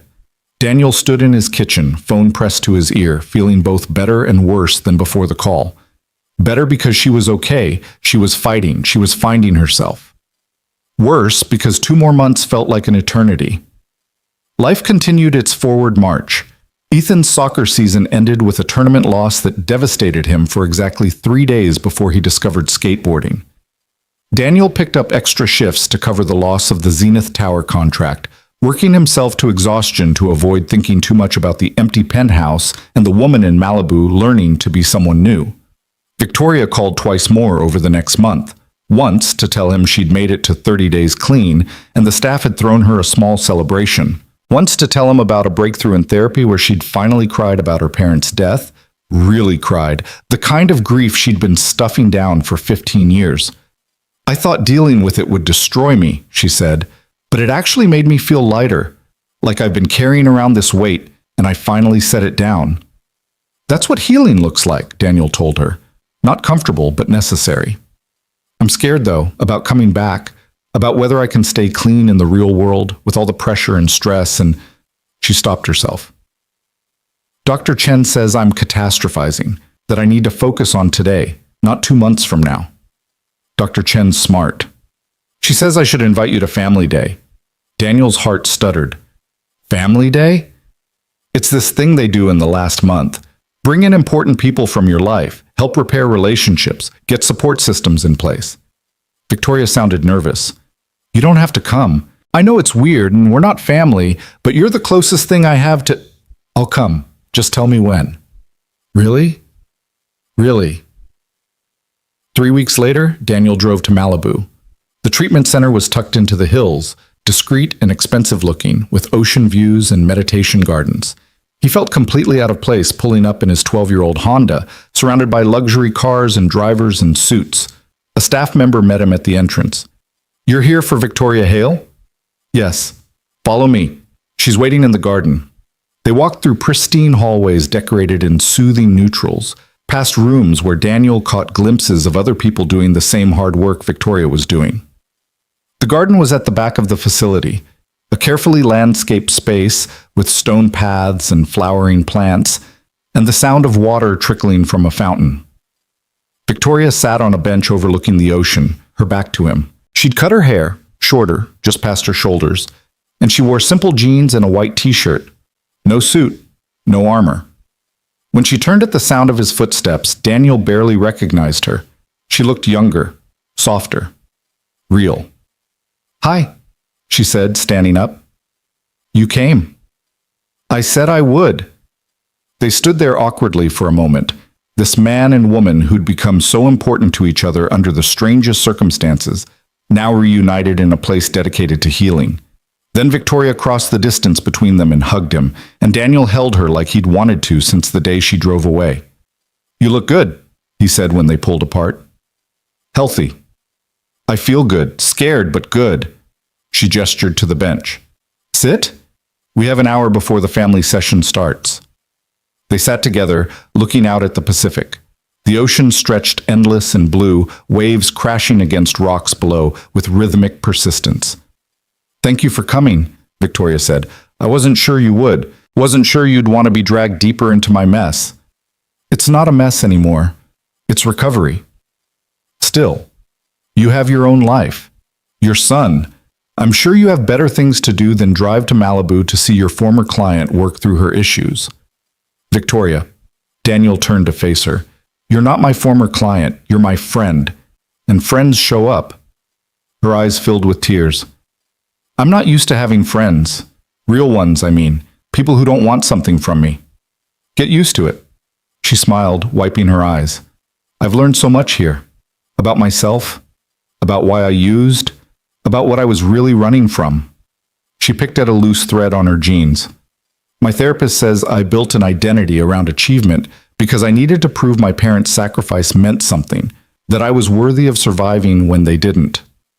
That's heavy. It is, but acknowledging it helps, makes it less powerful. She looked at him. She also says I have to build a support system for when I leave. People who know the truth and can help keep me accountable. I don't have many people who fit that description. You have me. I do, and I'm grateful for that. But Daniel, you can't be my only support. That's too much pressure on one person. So we find others. How? I don't exactly have a lot of honest relationships. Then you build them. Start fresh. Find people who know the real you, not the brand. Victoria laughed. The real me is kind of a disaster. The real you is brave and human and worth knowing. They talked until it was time for the family session, Victoria telling him about group therapy and meditation practices and the tools she was learning to manage stress without substances. Daniel told her about Ethan's skateboarding phase and the new client he'd picked up at another building and how strange it felt to clean apartments without wondering if she was okay. The family session was intense. Victoria sat in a circle with Daniel and her therapist and two other patients with their own support people, talking about fears and triggers and plans for life after treatment. Daniel listened as Victoria outlined her strategy: reduced work schedule, regular therapy, meetings with a support group for recovering addicts, boundaries with her board about expectations and workload. I'm also considering stepping back from the CEO role, she said, and the words seemed to cost her something. Maybe moving to a different position in the company, chief innovation officer or something. Less day-to-day pressure, more creative work. How do you feel about that? Dr. Chen asked. Terrified. The company is my identity. Has been for 10 years. Giving up control feels like giving up who I am. Victoria glanced at Daniel. But a friend reminded me that maybe who I've been isn't who I want to be anymore. After the session, they walked through the gardens again. The sun was starting to set, painting the sky in shades of orange and pink. 2 more weeks, Victoria said. Then I'm back in the real world, back to the penthouse and the company and all the triggers that made me use in the first place. But you'll be different, stronger. Will I, though? What if I get back and everything's too much and I can't handle it? Then you call me, or your therapist, or your sponsor. You don't have to handle it alone. Victoria stopped walking and turned to face him. Can I ask you something, and I need you to be completely honest? Always. Why are you really doing this? What do you get out of helping me? Daniel had asked himself the same question 100 times over the past 3 months. He'd examined his motivations, questioned whether this was about Victoria or about Sarah, about redemption or about something else entirely. At first it was about Sarah, he said honestly, about not failing someone again. But somewhere along the way, it became about you, about seeing someone fight so hard to save themselves and wanting to support that fight. He met her eyes. You matter, Victoria. Not your company, not your money, not your achievements. You, the person underneath all that. She matters. I'm not used to mattering for just being me. Then get used to that too. She laughed through tears. You keep telling me to get used to things because you keep acting like you don't deserve basic human connection. Maybe I don't. Maybe I've been such a terrible person for so long that... Stop. Daniel's voice was firm. You made mistakes. You got lost. You needed help. None of that makes you terrible. It makes you human. Victoria wiped her eyes and took a shaky breath. Okay, human. I can try to be human. That's all anyone can do. They stood in the fading light, 2 people from different worlds who'd found each other in the darkness and helped each other towards something resembling light.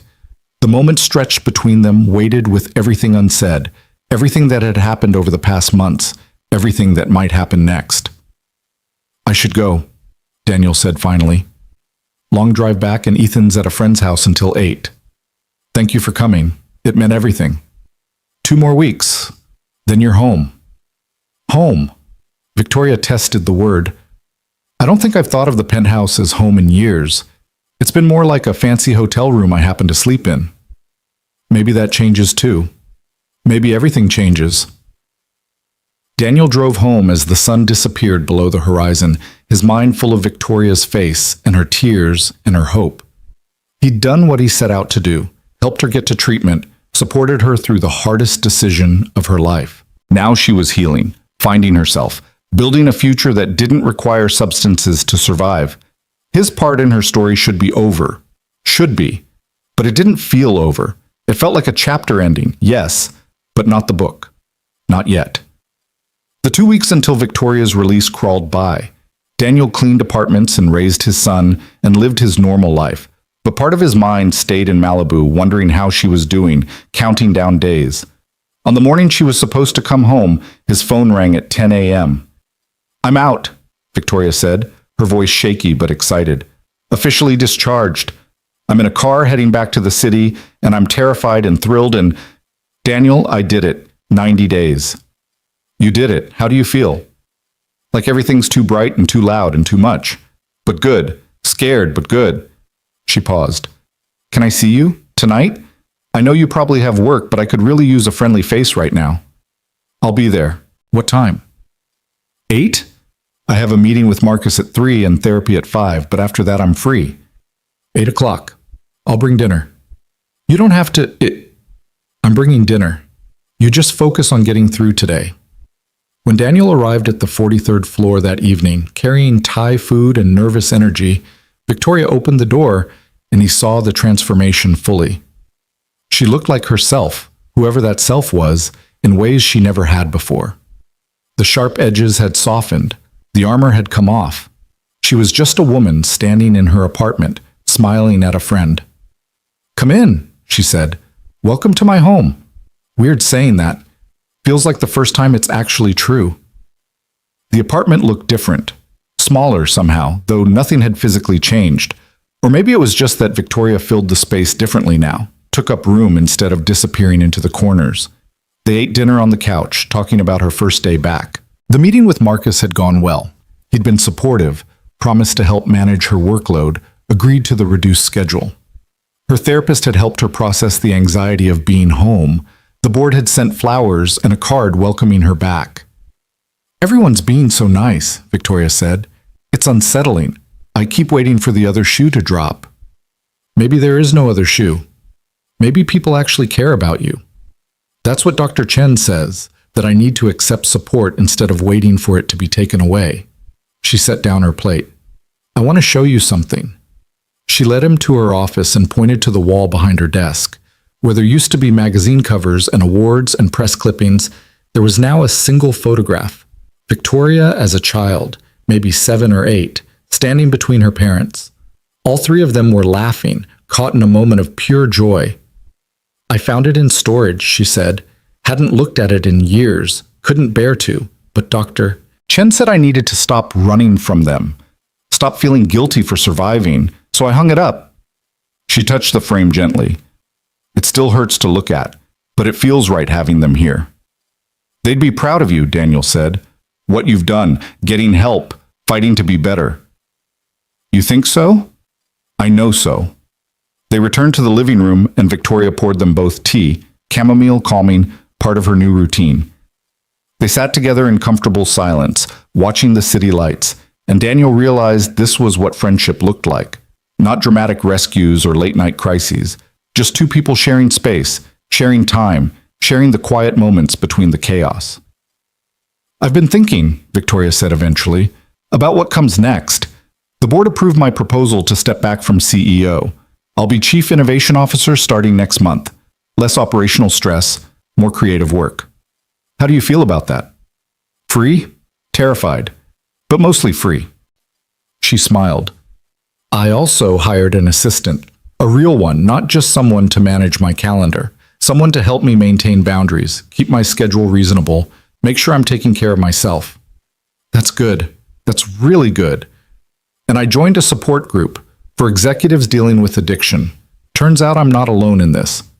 There are a lot of us who burned out and turned to substances to keep going." She looked at him. "I've been so isolated for so long. It's strange realizing other people understand." "You don't have to be isolated anymore." "I know, I'm learning that." She set down her tea. "I also want to do something with my story. Maybe write about it. Maybe speak about it. I don't know yet. But I feel like if I went through all this, I should use it to help others who are struggling. That's brave. Or stupid. The press will have a field day. Tech billionaire admits drug problem. The headlines write themselves. Let them. The people who matter will understand. Victoria was quiet for a moment, then said, "You matter, Daniel. I need you to know that. What you did for me, it saved my life. Literally. I would have died in that apartment if you hadn't seen me, really seen me. You saved yourself. I just gave you a push in the right direction. You gave me more than a push, you gave me hope. Showed me what real support looks like. Taught me that vulnerability isn't weakness." Her voice cracked. "I don't know how to repay that." "You don't repay it. You pay it forward." "How?" "However you want. Write your story. Help other people. Build a life worth living. That's the best repayment I could ask for." They talked until midnight, about recovery and resilience, about Ethan and her company, about all the small ways life continued to surprise them both. When Daniel finally stood to leave, Victoria walked him to the door. "Same time next week?" she asked. "I don't clean here anymore, remember? You're not on my schedule." "I'm not asking you to clean. I'm asking you to come as a friend. Have dinner. Talk. Unless you don't want to." "I want to," Daniel said quickly. "I'd like that." "Good. Because I need friends who knew me at my worst and stayed anyway. You're one of approximately 2 people who fit that description." "Who's the other?" "My therapist. But I pay her, so I'm not sure it counts." Daniel laughed. "I'll be here next week, same time. Bring Ethan if you want. I'd like to see him again. Maybe we could order pizza, watch a movie. Normal friend stuff." "Normal friend stuff. I like that."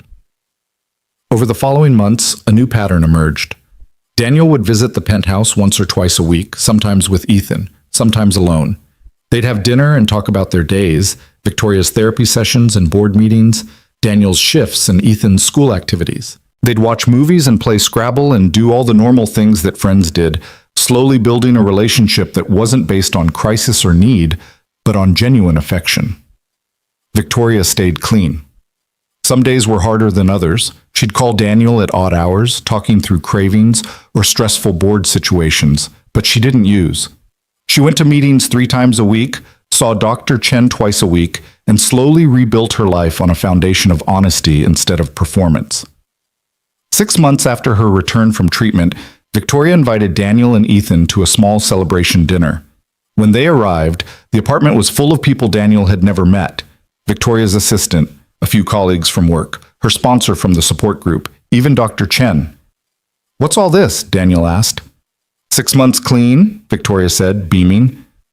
"Dr. Chen says milestones should be celebrated with the people who matter, so here you all are." Ethan ran off to explore the penthouse with Victoria's assistant's daughter, and Daniel found himself in conversation with Dr. Chen. "You're the cleaning man," she said. "Victoria talks about you constantly." "Does she?"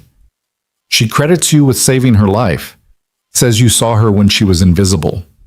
Daniel felt uncomfortable with the praise. "I just did what anyone would do." "That's not true, and you know it. Most people would have looked away. You stayed." Dr. Chen smiled. "She's lucky to have you in her life." "I'm lucky to have her too." Later, when the guests had left and Ethan had fallen asleep on the couch, Daniel and Victoria stood at the windows overlooking the city. "Thank you for this," Daniel said, "for including us. You're the reason there's anything to celebrate." Victoria turned to face him. "I've been thinking about something. A way to pay forward what you did for me." "Yeah?" "I want to start a foundation for people in high-pressure industries dealing with addiction and mental health issues. Provide treatment, support, resources. Make it easier for people to get help before they hit rock bottom like I did." She was animated, excited in a way Daniel had never seen. "I've been working on the details with my lawyer.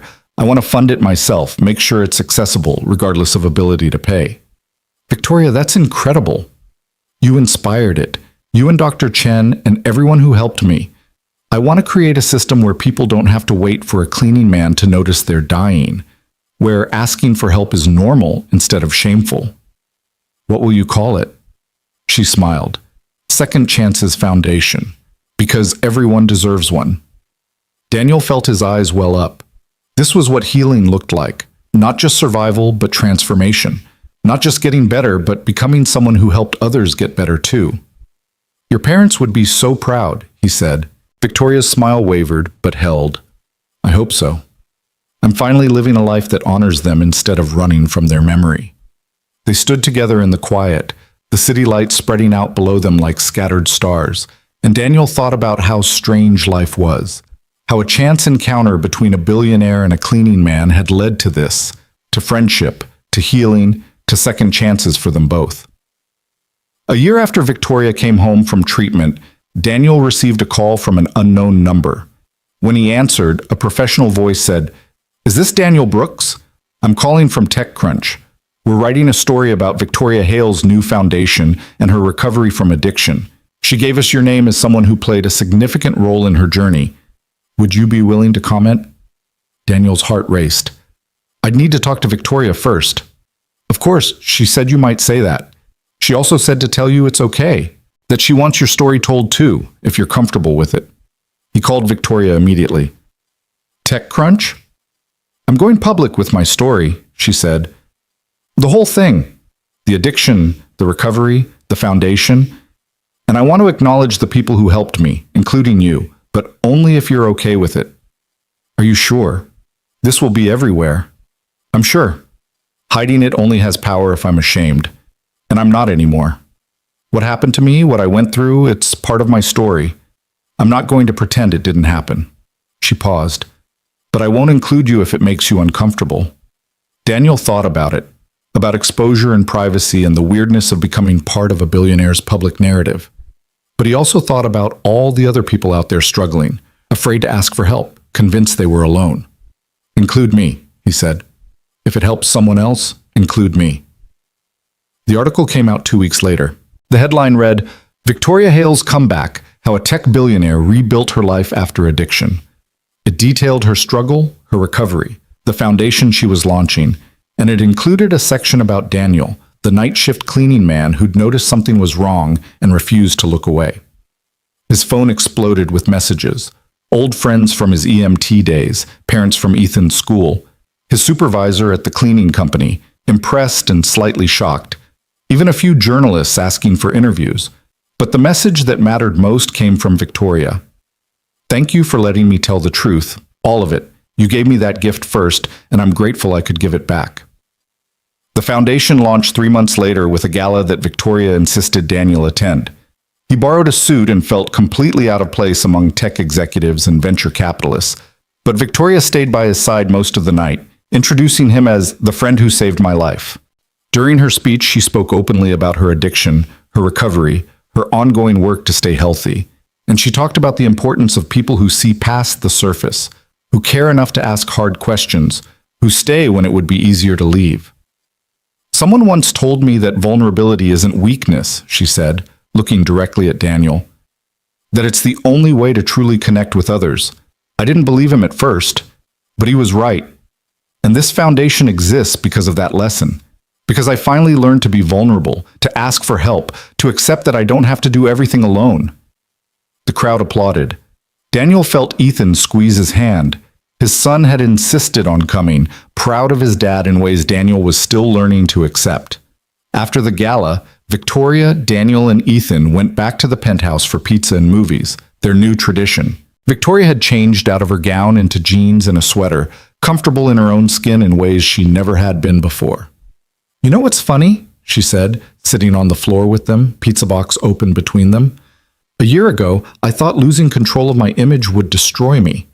Thought admitting weakness would mean the end of everything I'd built. And now?" Daniel asked. "Now I realize I had it backwards. Admitting weakness didn't destroy me. It saved me. And the things I thought mattered, the perfect image, the constant achievement, the control, those were actually what was killing me." She smiled at Ethan, who was absorbed in the movie. "Real strength is letting people see you, really see you, scary as hell, but worth it." "You're doing good work," Daniel said. "The foundation, speaking out. You're helping people." "We're helping people. I couldn't have done any of this without you." you would have found another way. Maybe, but I'm glad it was you. Victoria met his eyes. You asked me once what I was running from. I've been thinking about that question, and I realized I wasn't just running from my parents' death. I was running from the possibility of loss. If I never let anyone close, they couldn't leave. If I never showed weakness, no one could hurt me.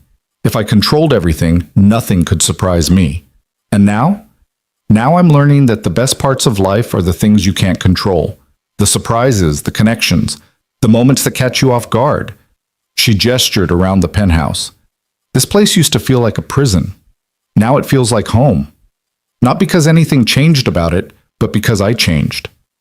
They watched the movie, some animated thing Ethan had picked, and Daniel thought about transformations, about how people could change, really change, when they finally stopped running and faced the truth, about how second chances weren't just about survival, but about becoming someone new. Later, after Ethan had fallen asleep and Daniel was getting ready to carry him home, Victoria walked them to the door. Same time next week? She asked, the question that had become their ritual. Same time next week, Daniel confirmed. Bring Ethan, we're making tacos. You're cooking. Don't sound so shocked. I've been taking lessons. Dr. Chen says learning new skills is good for recovery. Plus, I was tired of ordering in every night. Daniel laughed. Victoria Hale, tech billionaire, learning to cook. The headlines write themselves. Let them. I'm done caring what headlines say about me. She smiled. I care what real people think. People who know me. Like you. Well, this real person thinks you're doing amazing. Right back at you. Daniel carried Ethan to the elevator, his son's head heavy on his shoulder, and as the doors closed, he caught one last glimpse of Victoria standing in her doorway. She waved and he waved back, and the simplicity of that moment, two friends saying goodbye, felt like the most profound thing in the world. Because a year ago, Victoria Hale had been dying in a penthouse, alone and desperate, hidden behind walls of money and success. And now she was learning to cook, building a foundation, living honestly, choosing vulnerability over perfection. A year ago, Daniel Brooks had been a cleaning man drowning in grief and regret, wondering if he'd ever stop punishing himself for not saving his wife. And now he'd helped save someone else. Not because it erased what happened with Sarah, nothing could do that, but because it proved that failure didn't have to be final. That second chances were real. That sometimes the people who need saving and the people who need to save get lucky enough to find each other. 6 months later, the Second Chances Foundation held its first graduation ceremony for people who'd completed treatment. Victoria stood on stage, flanking clients who'd fought their way back from the edge, and told her own story one more time. The room was full of families and friends, and people who'd all learned the same hard lesson, that asking for help wasn't weakness, it was wisdom. Daniel sat in the audience with Ethan, watching Victoria speak with confidence and honesty, and felt a sense of completion. This was what Sarah had wanted, for him to stay open to life, to connection, to possibility. He'd honored that promise in ways he never expected, had found purpose in the strangest places, had discovered that healing often happened in the space between two people willing to see each other truly. After the ceremony, Victoria found them in the crowd. "What did you think?" she asked, slightly breathless. "I think you're exactly who you're supposed to be," Daniel said. "Who's that?" "Someone real, someone brave, someone who takes her pain and turns it into something that helps others." He smiled. "Someone worth knowing." Victoria's eyes filled with tears, the good kind, the kind that came from gratitude instead of grief. "Thank you, Daniel, for everything. For seeing me when I was invisible. For staying when you could have left. For being exactly what I needed exactly when I needed it. You did the same for me." "Did I?" "Yeah. You reminded me that saving someone doesn't undo the past, but it can change the future. You gave me a second chance too. Different kind, but just as important." They stood together in the crowded room, the billionaire and the cleaning man who'd somehow become friends, who'd somehow saved each other, who'd somehow proven that connection could happen anywhere, between anyone, if people were brave enough to be honest. Ethan tugged on Daniel's sleeve. "Dad, can we get ice cream?" Victoria promised. "I did promise," Victoria said, laughing. "Come on, there's a place down the street. My treat." They walked out into the Los Angeles evening, the three of them, and Daniel thought about beginnings and endings and all the messy, beautiful stuff in between. Thought about how sometimes the most important moments in life happened in the quiet spaces. In a penthouse at 3 a.m., in a coffee shop conversation, in the simple act of showing up. The city lights came on as darkness fell. Millions of people living their lives, fighting their battles, surviving their own private wars. Somewhere out there, someone else was struggling. Someone else was hiding. Someone else was dying slowly and praying someone would notice. And maybe, if they were lucky, someone would. Someone would see past the surface. Someone would refuse to look away. Someone would stay. Because that's what second chances looked like. Not dramatic rescues or perfect solutions, but steady presence. Honest questions. Refusal to accept the lies we tell ourselves and each other. Victoria Hale had built an empire and nearly destroyed herself. Daniel Brooks had lost everything and found purpose in the ruins. Together, they'd proven that healing was possible, that change was real, that no one was too far gone to find their way back. And as they walked through the Los Angeles night toward ice cream and conversation and the ordinary magic of friendship, they carried that truth with them. A light for others lost in their own darkness. A promise that survival was only the beginning. That the best parts of life happened after you stopped running and finally let yourself be seen.